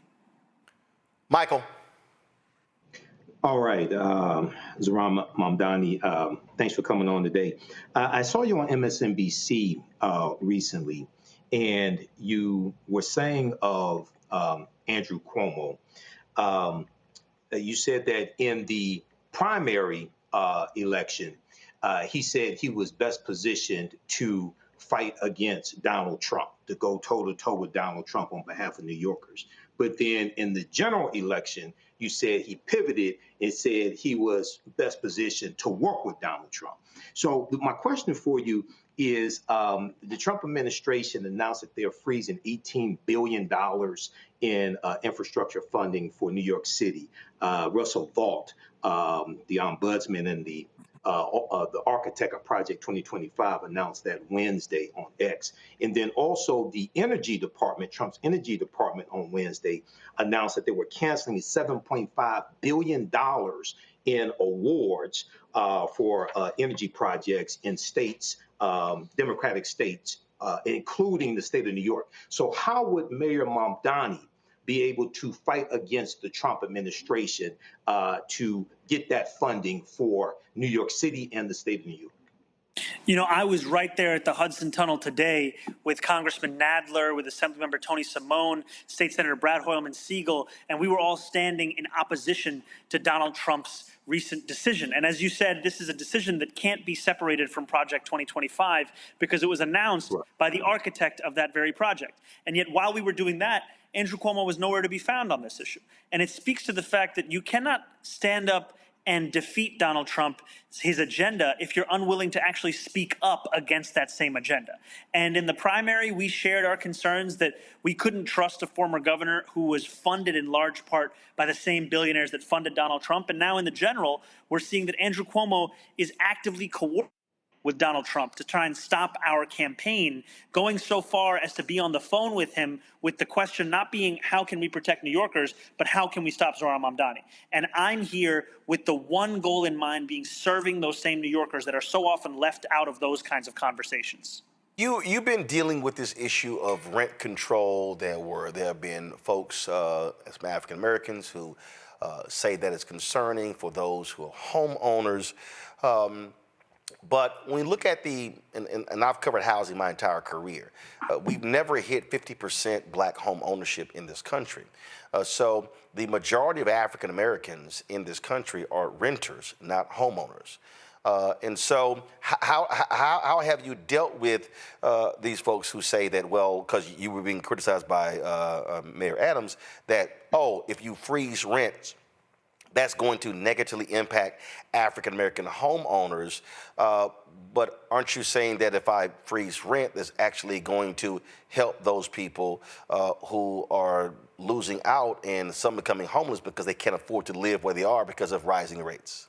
Absolutely, Roland. You are 100% correct, which is that, we're talking about a population of 2.5 million tenants who have a median household income of $60,000. And for so many, they are on a fixed income where any rent increase is one that then forces them to choose between medicine and food. It forces them to choose between being able to pay their rent and then having to take away from their other necessities. And our plan to freeze the rent will return about $7 billion into the pockets of working class tenants. And also, our plan is one part of an affordability agenda. That agenda extends to homeowners and landlords too, because we will work to decrease their insurance costs, which have doubled in recent years. There's a program called Milton Street Captive, which currently is working to actually depress home insurance costs, and that's something that could be critical if the city was to invest in. There's a property tax system that's broken and disproportionately impacts so many working class homeowners across the 5 boroughs, and yet there's been no political will to actually get that done. That's going to be the core of our state legislative agenda. And finally, Rudy Giuliani created a system called the property tax lien sale, where the city would sell the debt that homeowners owed, whether it be for or property taxes. And what we found is the city is 6 times more likely to sell that debt in a black neighborhood than a white neighborhood. And in part because of that recognition, as well as the fact that this is not how you fund a city government and you're putting homeowners on a fast track to foreclosure, we're going to abolish that program to make it easier for homeowners to stay in their own homes. 2 questions left. I know our time is short. First, a lot of people have made a big deal out of the fact that House Democratic leader Hakeem Jeffries has not endorsed you. Do you care? I can tell you that I have appreciated the conversations that we've had, and also if it was endorsements that determined elections, then I wouldn't be sitting in front of you as the Democratic nominee, because it was the people of the city that put me here, and those are the people whose endorsements I'm looking to win just in 32 days. Last thing here, and it's not necessarily a question, but one of the things that I found to be incredibly stupid is to watch these ignorant mainstream shows say, oh my God, if Mamdani is elected in New York, then that is going to be a yoke around the neck of Democrats across the country, which is weird because it's not like when Eric Adams was elected that somehow every Democrat had to answer to what Eric Adams is doing. Before that, Michael Bloomberg, independent or really Democrat or Republican, whatever day it was. Before that, Deakins or Koch. And I just think, just for me, and listen, I worked at CNN for 6 years. I think the fundamental problem is national media. They actually live in New York City. They think it's all about them. I don't think, and this is no disrespect to you, I don't think there's somebody, any other part of the country is going to give a shit whether you were the mayor of New York City. It's not going to impact Charlotte, Houston, Dallas, anywhere else. And so I just think that's just the dumbest thing that I constantly hear. I appreciate that, Roland. The only thing that I would say is the only way we're going to affect those cities is by stopping this city from being so expensive that New Yorkers start moving over there. We're going to keep them here because it's going to be a city they can afford. Well, I appreciate you coming on the show. I've been definitely watching the campaign, wanting to get you on. If you have time to stop by once more before this election, look forward to having you back on, and good luck in this campaign. Thank you so much, my friend. It was an honor to be here. Thank you. Thank you very much. Going to go to a break. We come back. We're going to chat about that. You know, as a matter of fact, stop the commercial. I'm just going right to it. Let me go straight. Let me kill the commercial. So, Matt, here's the thing here. And again, I paid a lot of attention to this race. The reason Mamdani is doing well is because he is running a fucking brilliant campaign. I don't care what anybody says. Listen, my parents have worked elections. My dad watched news every day. My God, they're at my house now, and he watches the local news here. I don't even watch local news. Okay, so I have had to watch the news my entire life.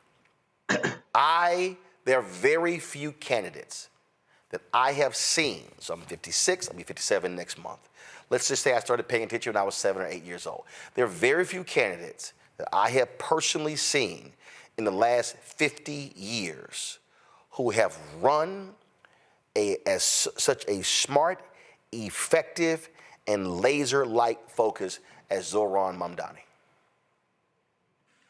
Well, I can't corroborate that, not having watched too much of his campaign, but I will say that clearly what he's doing is working, because my sister lives in Queens, and I went to visit her a couple weeks ago, and her roommate are very excited about his candidacy, and a lot of younger people like them are excited about his candidacy. And I think right now, at a time where a lot of people are just desensitized with politics or otherwise feel like no politician is to be trusted, or the federal government, we've got a king in office who's, running roughshod over everybody. Clearly, for him to be making the inroads he has and to have won this primary is a testament to him doing something right. I don't know exactly what you mean, if you mean specifically that he's using social media in a certain way, or he's speaking just laser focused to those issues. But I will say the kitchen table are clearly the issues that people are worried about. I was at an event this weekend with somebody running for Texas comptroller, and all he kept talking about is that all people are talking about to him on the campaign trail is money, cost of things, affordability, in a different context than in New York. But if that's what you mean, that's exactly what you're supposed to do in this moment, because it's the topic du jour at every kitchen table and in every house, the cost of everything and how it just seems to be going up, and wages are clearly not keeping up with that. So if that's what you mean, I agree. Here's what I mean, Michael. Again, I'm looking at the totality of this. I'm looking at how he communicates. I'm looking at taking on the questions. I'm talking about in that first debate, when they asked the question, what's the first thing you're going to do, or what's the first place you're going to visit if you're elected mayor? All of these candidates sucking up to Jewish voters in New York. I'm going to Israel. I'm going to Israel. I'm going to Israel. Mamdani goes, I'm going to visit New York City. And the reason it was a brilliant answer, because He's not running for national office. I totally understand the Jewish population in New York City and the state of Israel. I get that. But his whole deal was, I'm the mayor. He wasn't trying to be this foreign policy expert. It was a brilliant answer. The commercials, the social media, how he's engaging voters. Somebody actually sat here and hit me and said, come on, Roland, Kamala did. No, she didn't. I'm sorry. She had 107 days, but I'm telling y'all right now, Vice President Kamala Harris did not run a campaign like Mamdani. What I'm saying is, when I'm saying brilliant, I'm talking about how you communicate to voters, but more importantly, how you communicate, Michael, to people who have checked out of the political process. Yeah, a few things here. I've been observing his campaign from afar, and we've talked about it some here. So number one, he's down to earth. He shows up in places where a lot of the other candidates are not showing up. The video that he did dealing with the cost of halal food, I think it was, with the push carts, the food trucks there in New York City, was a stroke of genius, because what he did was he talked about their cost and how it was also related to city government, city hall, the red tape that they had to deal with. Right. So he showed bureaucracy. Red tape, small business owner, cost of food. He hit all of that in one video. Right. And then what he would do to bring down the cost. Okay, that was a stroke of genius. Look, I've studied marketing. Okay, that was brilliant right there. And he's not scripted, so to speak. So yes, he'll have his talking points, but he talks like a real person. He's really relatable. And a lot of people, especially younger people, Gen Z, millennials, but especially Gen Z, they want somebody who's authentic. They want somebody who's not scripted. So in hitting on affordability and, dealing with topics that people can really relate to, this is what people want. So I think it's important for other Democrats, and I'm neither Democrat nor Republican, but I know who the hell is working against our best interests as Black people. I think it's important for other Democrats to study this and adapt it to their own personality, and their own skill sets. But and the other thing is, fire a lot of these goddamn consultants. No, actually, don't even hire them. Don't even hire them. Okay, all right. Don't even don't fire them. Don't even hire them. I just want again. I need people to understand. This is not, oh my God, you trying to get close to Mamdani. No, I'm telling y'all, the campaign that he's running is actually what we've long talked about. How do you make this thing personal to every single person? So I'm going to show you how this here. This is dated October 23rd, 2024. So this was the opening commercial for Zohran Mamdani in New York City. And I want y'all to watch this here. I need y'all to, and we're going to break this thing down, and I want y'all to, you're going to understand, this was October. This was almost 1 year ago. And what you're going to see in this commercial has been consistent for the last year. Watch this.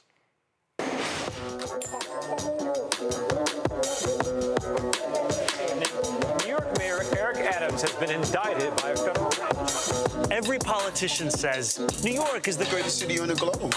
But what good is that if no one can afford to live here? City Hall is engulfed in corruption. Unscientific. The cost of living is the real crisis. New Yorkers are being crushed by rent and childcare. The slowest buses in the nation are robbing us of our time and our sanity. Working people are being pushed out of the city they built. A mayor could change this, and that's why I'm running. I'll make buses fast and free. So I can just get where I'm going.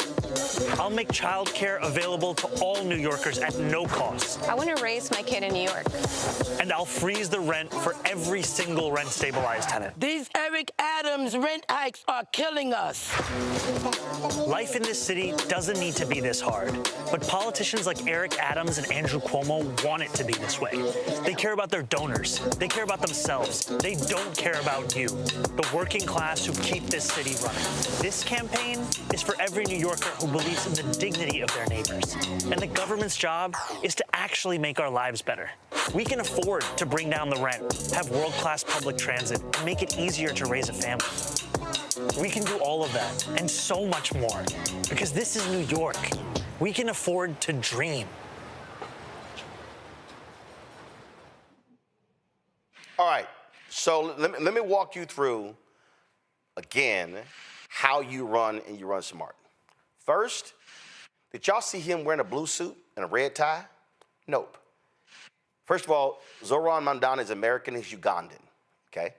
All right, so you saw him wearing attire that speaks to who he is.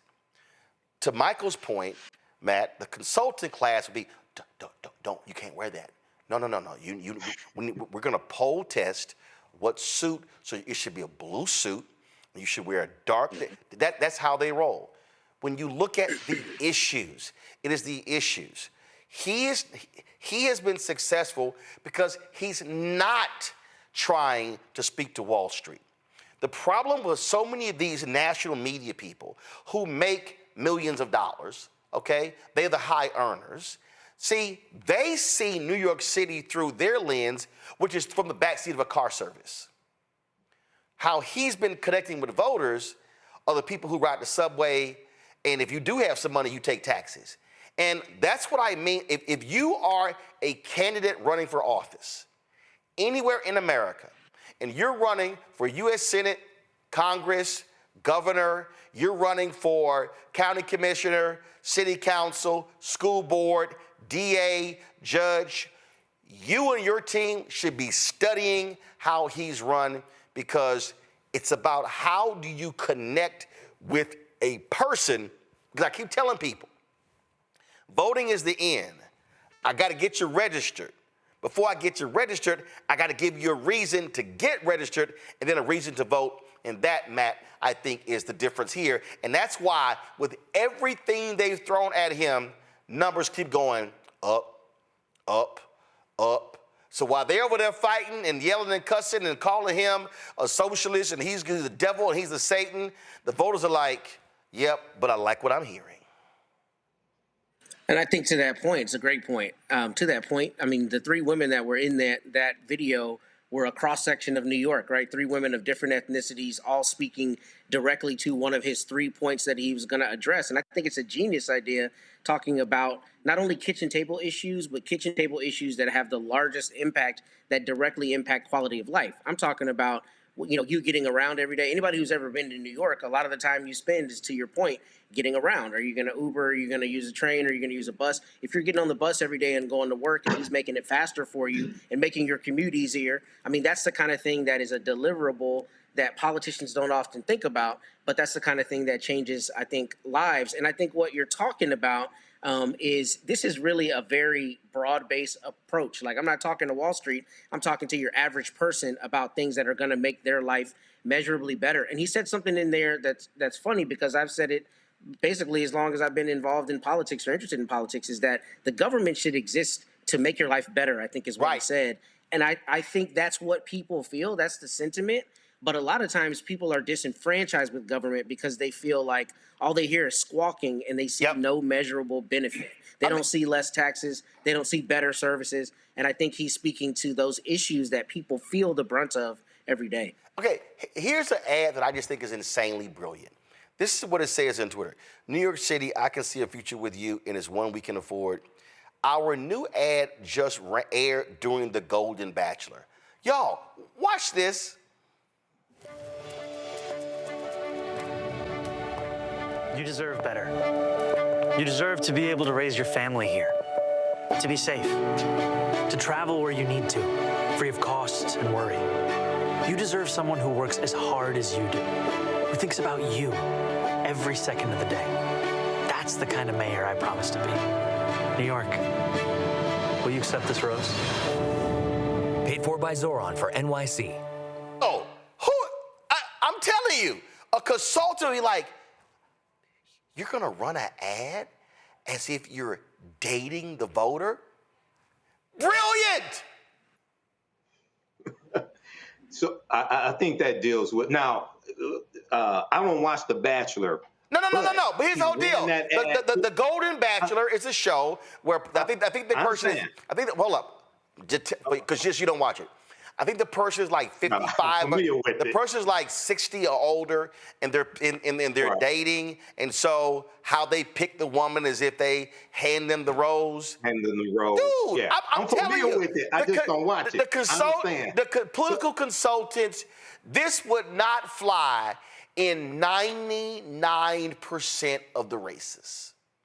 Right. No, I'm familiar with the show. I was saying I just don't watch it. However, he aired that during the Golden Bachelor. So the way it rolls out, right, is similar, from my understanding, of how it looks on the Golden Bachelor. Okay, so then he comes with the rose, things like this. So when you have somebody watching a particular TV show, when they see an ad that looks similar to the set and the format of the TV show, it keeps them engaged, right?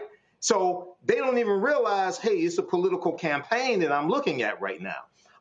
But yeah, you're right. That's not something that the average consultant, especially a lot of these white consultants, would advise their candidate to go with. So he's breaking the norms, and it is resonating with people. Once again, my degree's in marketing. That is a stroke of genius, right? And let me say this here. So Akim Smith put in our chat, buy into style, not substance. Akim, you're stupid. You literally don't know what the hell you're talking about. We have literally been talking about his campaign and substance. But what he's doing is he is combining the natural ebb and flow and the feel of communicating with the voter to say, I can communicate on this issue. So you don't know what the hell you're talking about. That's just a stupid ass comment. It's the packaging. Well, but also the reality is you have to package your policy. Right. See, this is what's so stupid, why the comment is stupid. You have to package your policy proposals in a way that resonates with the average person who is not a hardcore political person. This is the last one I'm going to play. And again, when you talk about understanding where you are, understanding history, and how do you connect the dots, this to me, again, smart campaigning.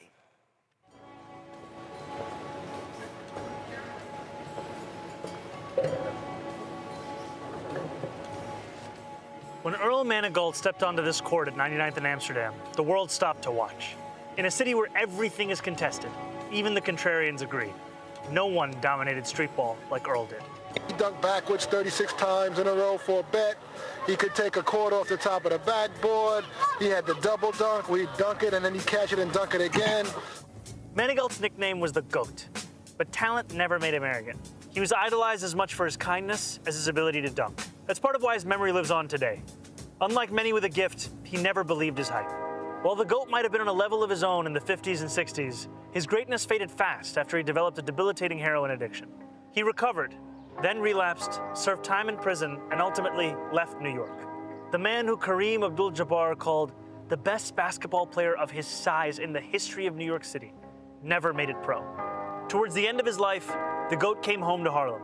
Before he died in 1998, he spent his final years counseling kids, teaching them how to play and avoid his path. To many New Yorkers, he's still a giant today. He helped take me on his wing, and he helped us move on to the next step. I don't dunk anymore, but I still have a couple of moves left, you know. There are countless New York stories like Manigault's. Brilliant minds, incredible athletic talents, lost to drugs or crime or alienation. It doesn't have to be this way. City government can foster supportive environments for our kids, and we can build spaces that give them opportunities to grow. As mayor, I'll increase access to sports, mentorship, after-school, and summer programs. We'll expand SYEP, or Summer Youth Employment Program, which builds confidence for young people and lowers chances of felony arrests by over 20%.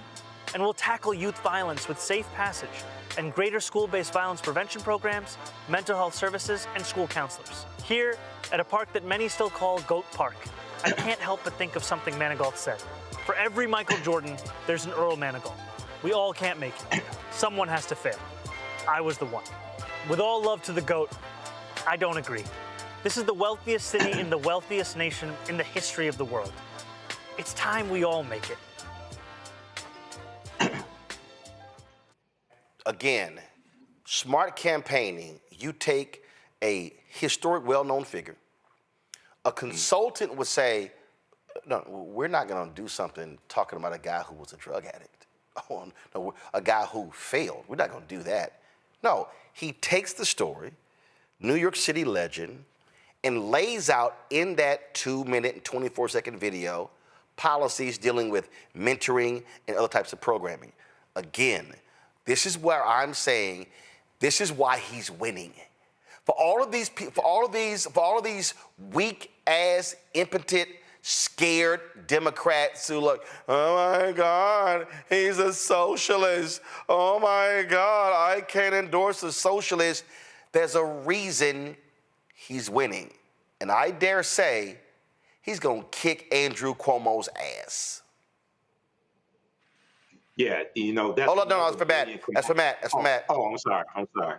Yeah, I mean, I'll just say, you know, the establishment candidate isn't gonna prevail when this guy is talking to the people. I mean, that's ultimately what it comes down to. And I think that this is a really important point because we don't think about it, but I think your point earlier about the blue suit and the red tie, I mean, that's like so common fare. We don't even think about the fact that some consultant is probably saying exactly what you're saying. No, you can't break the mold. You can't break the mold. And here's what it is, right? Fortune favors the bold. So if you're taking that step and you're approaching it differently, clearly something's working when you have 75,000 volunteers for your campaign.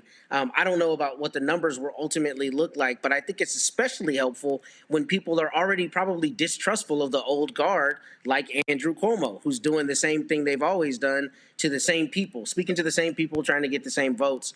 And he's talking to a much broader base and new entrants to politics. So I think maybe you'll be right in terms of the numbers, but even if you aren't right, if he wins, it'll be a testament to breaking convention and the value that can have. Quick break. We come back. We're going to talk about farmers with John Boyd. Here's the National Black Farmer Association. And boy, these white farmers, all the white, orange MAGAteers are aplenty. You're watching Roland Martin Unfiltered on the Black Star Network.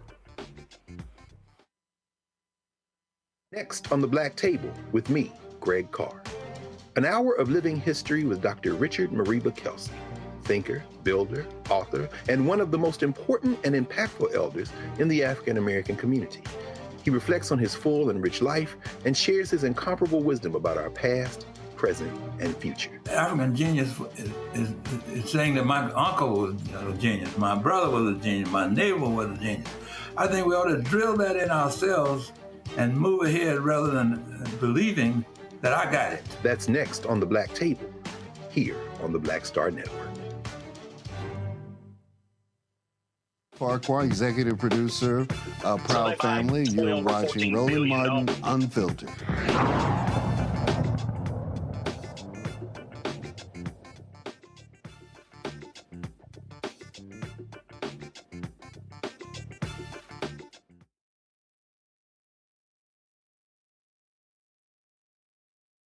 You know, as a farmer, we get up one morning and you give Argentina, which is our second biggest competition in the world. They're the largest exporters of soybean meal in the world. So I get up one morning, I turn the news on, and you give $20 billion of taxpayer money to my competition.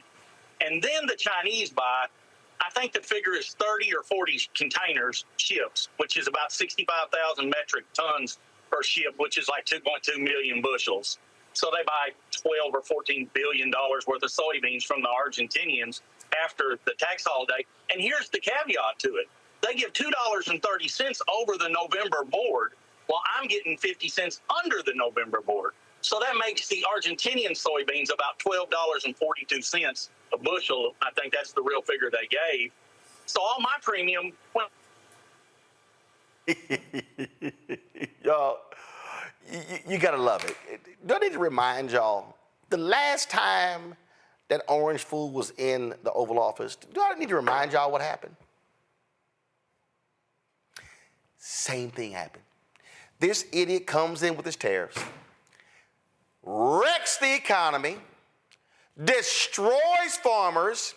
Take your pick. Mississippi, Louisiana, Arkansas, Iowa, Wisconsin, Illinois, Michigan, Pennsylvania, Nebraska. Any place where you got farmers, they got screwed. $25 billion in taxpayer money given to farmers because of his dumbass trade policies. So what does he do? He runs on the same policies. And you know what these dumbass white farmers do? Give me my MAGA hat. I love me some Donald Trump. And here we are, 10 months later, and they're crying like some babies. Oh my God, we're losing. The same playbook. And guess what Republicans are now talking about doing? Because Trump is now freaking out. They're talking about putting together a package, and I've seen anywhere from 10 to 35 to 50 billion. Oh, I thought y'all didn't like welfare. Matter of fact, Senator Joni Ernst of Iowa did an interview. She said, my farmers, they don't like welfare, but they need help. Oh, but y'all shat on student loans. Y'all shitted all over black farmers and Latino farmers when a deal was cut, and racist ass Stephen Miller blocked the money from going to them. Y'all shit on people who on food assistance. But now we're all supposed to sit back and go, these poor white farmers. And let me be real clear. When I say the poor white farmers, that bailout money, that ain't going no black farmer or Latino farmer. John Board is the president, National Black Farmers Association. And, it's hard for me, John, to say to hell with these red state farmers. But I'm sorry, they voted for his ass. And this happened last time. What the hell they think was going to happen again? Well, Roland, I told him that the tariffs didn't work the first time. They didn't work the first time. And when Trump came in and imposed tariffs on China, I was selling soybeans, people, for $16.80 a bushel. The price plummeted all the way down to about $6-7 a bushel, and the market never came back. Now these are the boys who voted for him, and I was on the circus. I said, vote for Harris. Harris is the only way out of this thing. All that stuff. They voted for him probably 99%. Yep. They voted for this president. Now the black farmers ain't how far to fall. I want to be perfectly clear to everybody that's watching this. We've been down, everybody dumped on us. So we've been down, and we know what it feels like. We know what it looked like not to get a loan, not to get a subsidy, all these things. But them big boys, that guy you just showed, Trump got him, man. $20 billion to Argentina, man. $20 billion, and then they turn around and sell the soybeans with the money that this guy bailed their whole country out with, and left them high and dry. And Roland, guess what? The market ain't coming back because it is harvest season right now. So they having to take those trucks to the grain elevators right now. And this money that the president keeps talking about, the money's going to come out to tariffs. Ain't no money coming out to tariffs. That's a little a ploy that he's trying to do for midterm elections to keep his friends happy. We're not going to get a damn dime out of no tariff money. It's tied up in federal court, as you know, Roland. You've been following this thing. There's lawsuits and there's judges that are saying what he's doing with these tariffs, he can't even be doing in the first place. So this president got his base. He got his base and he played his base, and the base is going to turn on him. I'm here to tell you, when them white farmers start going out, them farms ain't coming back. And people, they're farming in blocks, Roland. Not the average age of the black farmer is 60, and average farm size is 50 acres. They're farming in blocks. A block is 1,000 acres, people. Yeah, they start losing all this land. And Roland, guess who's buying it? Guess who's buying the land? The vice president and acre trader are watching these farmers, and his real estate group is out there gobbling up farmland from the people that voted for their ass. How stupid is that? And see, what pisses me off again with these idiots in mainstream media, when they come on, you know, what they don't do, they don't say, hey, I'm curious, so-and-so, how did you vote? Like, hold on, I'm gonna play this clip right here. This is the guy over he's in Wisconsin, soybean, watch this. Well, right now, as farmers, you know, we are in kind of a state of emergency right now because of everything that's going on. And so we will take that money right now. We'd rather have our global markets open and be able to sell our product and, you know, make our money that way. But right now, farmers are needing some kind of assistance to keep going. We have farmers that are losing farms that have been in their families for generations. Yeah, no, and I wonder how many of those people, John, here in Wisconsin, Trump won that state, how many of them damn farmers, but see, if they go on TV, the first question should be, hey, white farmer, who did you vote for? Voted for him. The man did it last time. Like, I'm trying to understand what the hell do they think was going to happen. And Vice President Kamala Harris kept saying his tariffs are going to cause prices to rise and farmers go out of business. Oh, no, she's not telling the truth. Okay. But they're going out of business. And like I said, the whole deal with the president is they got a whole real estate arm that's going to be buying up the land, people. And Roland, the last time I was on your show, I was saying to Black America, we need to be prepared to buy some land and group and start buying some of this land, because it's going to be on the sale block here real shortly. The market is not going to come back in 30 days. I'm sorry, it's not. And those guys cannot sell soybeans for $10 a bushel, because that's what the market is, Roland. $5 for wheat, $4 for corn. Guess what? I was selling grain in the early 80s, man, for just under that. And here it is, the year 2025, and this president is taking us to the lowest grain prices in history and the highest input. Nobody's talking about that. The highest input cost in history for farmers are right now under the 9 months of this president. This guy came into office in 9-10 months and caused complete havoc for white America and white rural America in this country. And guess what? We need to be in a position to go in there and start winning some of these states, to come up with a platform to steal some of these people, whether we like them or not. They're down there voting in the red states, and we need to start winning some of the red states. And guess what? The Democrats should be saying healthcare, you know what? And we coming back in rural America, we got a plan to help some farmers out here because we want them votes too. But see, John, to be honest, here's my problem.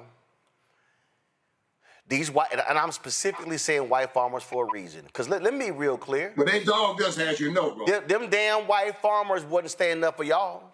They dogged it. Them damn white farmers, they weren't saying Stephen Miller is unfair, blocking that $5 billion going to black and Latino farmers. No, they wasn't saying a damn thing. They were like, that's y'all Negro farmers. We don't care. But see, so my problem is they want Democrats to now bail them out.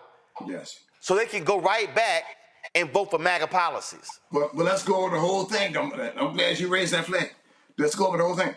They didn't want to pay blacks to work on farms. That's the first thing. That's what got white people in trouble in this country. When they ran blacks off the farm, they wanted us to be sharecroppers and all this stuff. They didn't pay us then. They stole our land. And then what they do? Oh, we can't get blacks to come back to the South and work, so we'll go get some Hispanics, right? Let's get them here to pick some tomatoes and cotton and onions and all this stuff.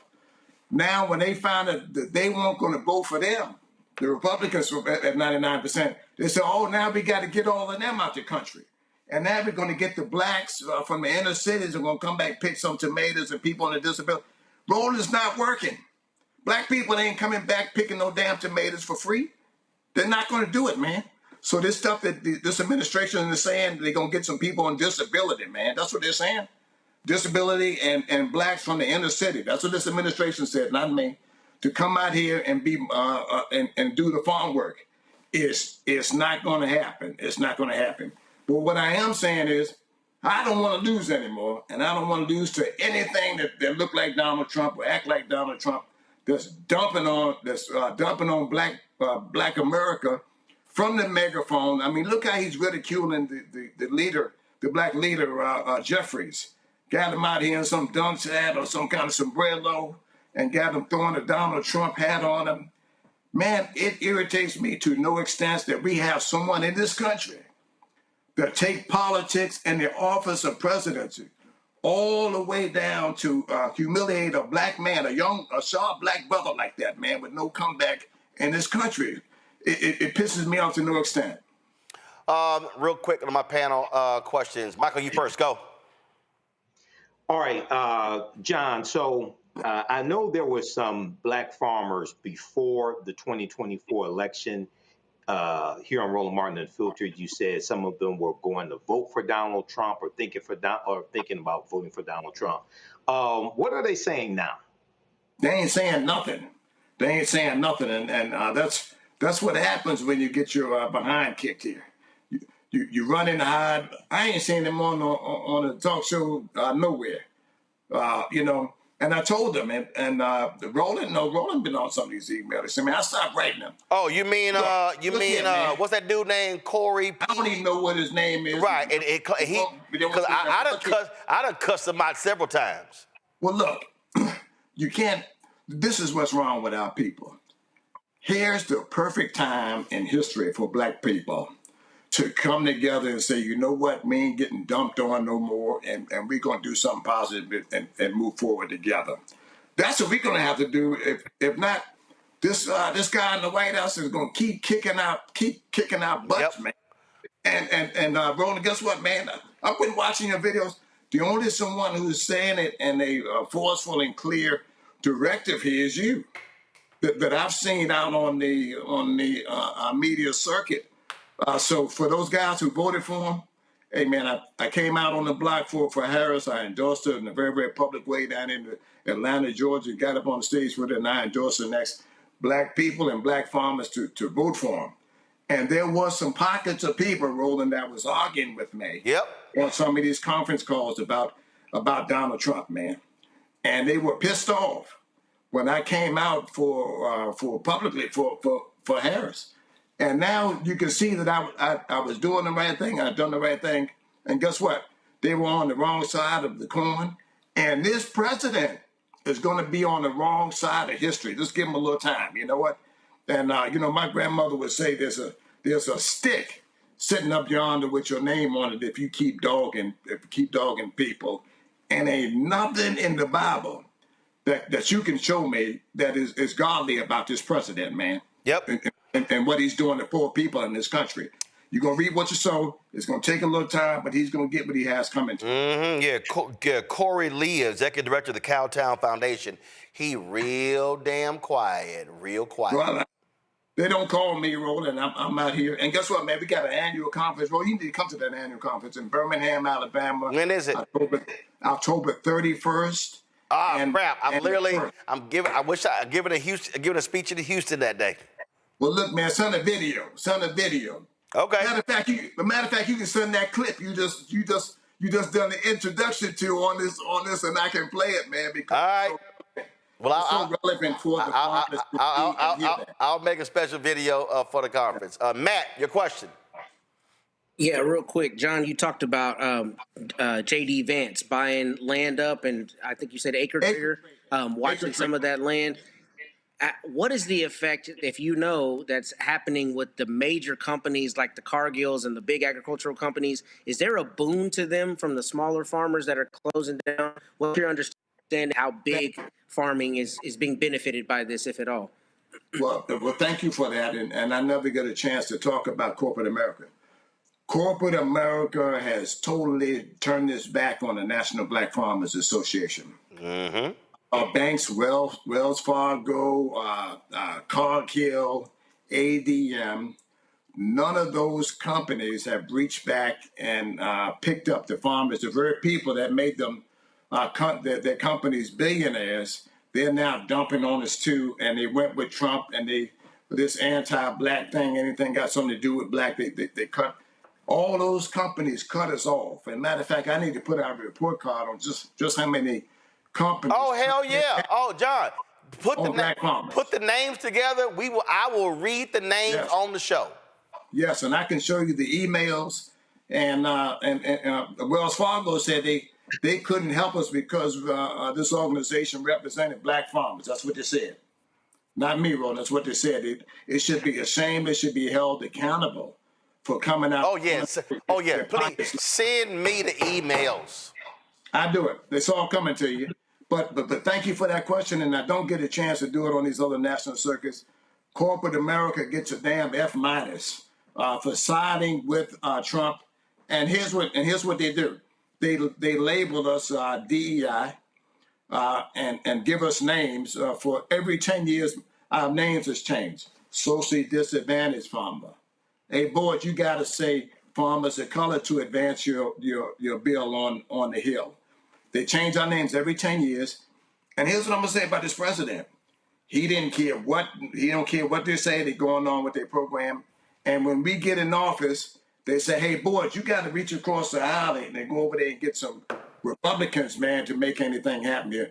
This president didn't care. He's doing it by executive order. I had a $5 billion up, and Roland knows all about this. We could have done it by executive order, but they didn't want to do it that way. When we get into office, we got to move our agenda for the populations that got them in office. I'm going to say it. And let's be real clear. You call yourself the National Black Farmers Association because you got screwed because the white farmers were getting all of the money, all of the resources, and so you were highlighting them. It ain't like the mainline Farmers Association gave a damn. They wasn't fighting for the black farmer. They were fighting for the white farmer. One of the most racist. Listen, it was a white man, a white member of Congress. Congressman David Scott told me this here.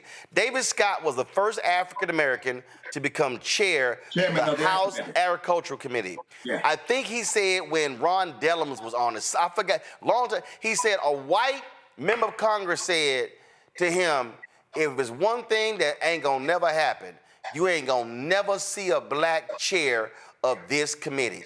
People need to understand the billions of dollars coming out of USDA. Their entire focus is for white farmers to get that money, white farmers to get that loan. They ain't and listen, this ain't Democrat, this ain't Republican, this is white.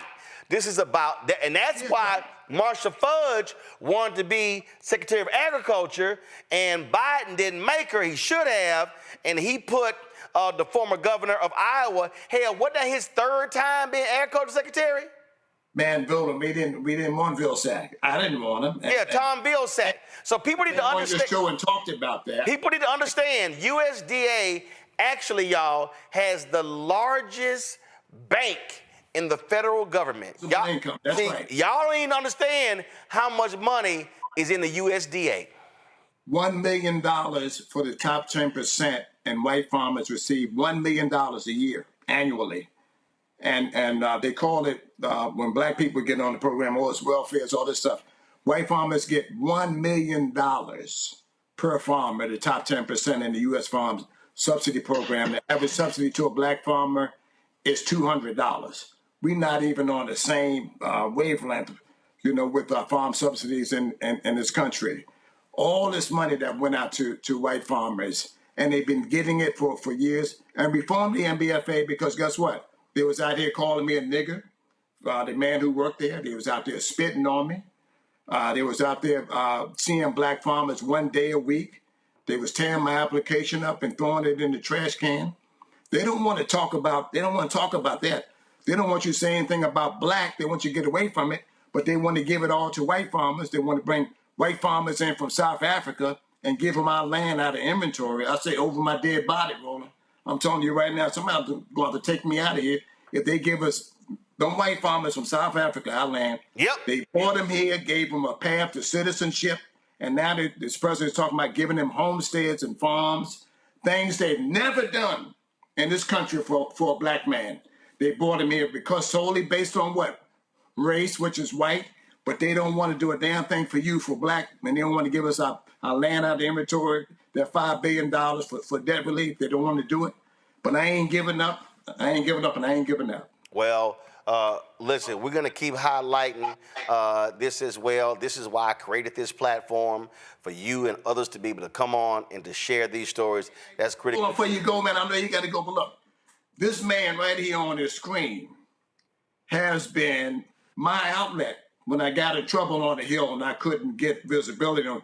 You put me on your television show on prime time and put me in the living rooms of Black America, and you made them call their U.S. senators, and we got that $1 billion passed in 2010. So, Roland, you've been out there, and how many years ago has that been? 2010? It was. That was 15 years. 15 years ago, man. 15 years ago, and I took that partial win, and them same guys was beating me up. But guess what? I'm gonna keep on taking them wins. It may take me 10 years or whatever to get it. But thanks to people like you, man, who didn't give up on me and didn't give up on the black farmers in this country. So I want to say it on your show. Hey, man, a special thank you to you tonight. Thanks a lot. Well, John, I appreciate it. Keep up the fight. We'll be right there with you. Thanks a lot. Thanks a lot, brother. I appreciate it. All right, then. So, y'all, that's it for us. Let me thank Matt. Let me thank Michael. Matt, who y'all losing to this weekend? It was great being on today, Roland. You have a great weekend, brother. No, I'm just checking. Who y'all? All I know is we're getting a dub. Who y'all playing Florida this week? So. Oh yeah, y'all gonna lose. Y'all gonna lose. Y'all. I think we're getting that dub. Billy Napier, he gonna handle that business. All right, so I can't wait to see some more orange tears this weekend. Michael, thanks a bunch as well. Who the Sigma's losing to? Somebody. All right, that's it for us. No, we're not going to lose, and we always look good. But thanks for having me on. No, that's actually it's actually not true. You don't always look good because whatever. All right, that's it for us. Y'all, that's it for us. Let me thank everybody being on today's show. It's some stuff we didn't get to, but hey, we had lots of guests, lots of conversation. Y'all, do y'all understand what y'all saw today? Diddy trial Candace Kelly, Congressman Steven Horsford, Memphis, Tennessee State Senator Justin Pearson, Zohran Mamdani running for mayor of New York City, John Boyd, National Black Farmers. Y'all, there is no other show in America that does this every single day. No other show. You will not see that many black guests on any mainstream cable show.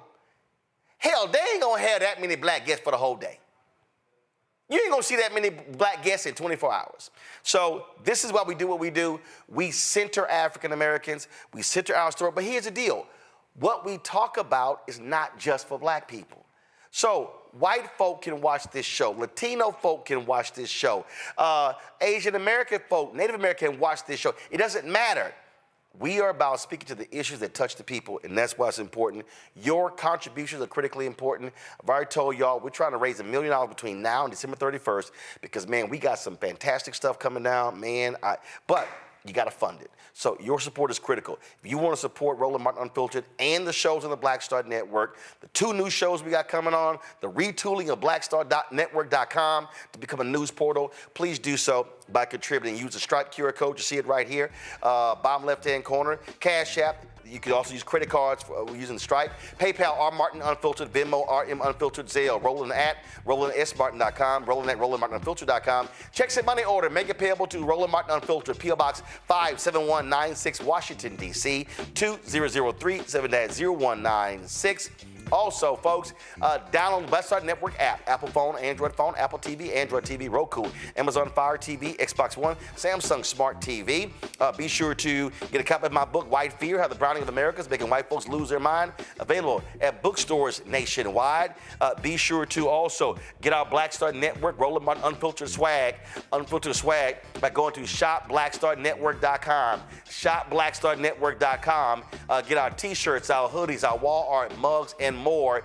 You can go there. Also, if you want to support the black-owned products, you see all these products to my left. You see them all right here.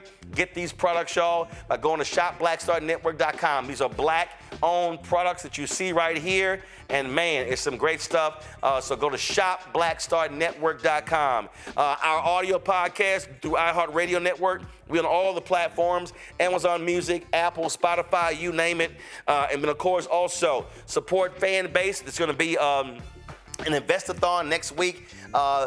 It's a Series A raise. Series A raise. They've raised $13.2 million. The goal is $17 million. Let's close this thing out. They've made some changes to the app, improve the functionality. Man, download the app. Can you imagine if black people, can you imagine black people if we loved fan base the same way we love Instagram and Twitter and Snapchat and Facebook? And guess what? We don't own none of those. And so this is why we have to be able to be willing to use, support, and finance our own. Again, anybody can use fan base, but this is also about creating black wealth. So download the app Fan Base. If you want to invest, get more information, startengine.com/fanbase, startengine.com/fanbase. Baton Rouge, NAACP, I will see y'all tomorrow night, 6 p.m. for your Freedom Fund dinner in Baton Rouge, Louisiana. I cannot wait. Monday, we're going to have a couple of candidates, Monday and Tuesday, running for mayor of New Orleans right here on the show. Folks, that's it. I'll see y'all on Monday right here, blackstartnetwork.com. We close the show every Friday with more than 36,000 donors who contribute to our show since we launched. I'll see y'all on Monday. Holla!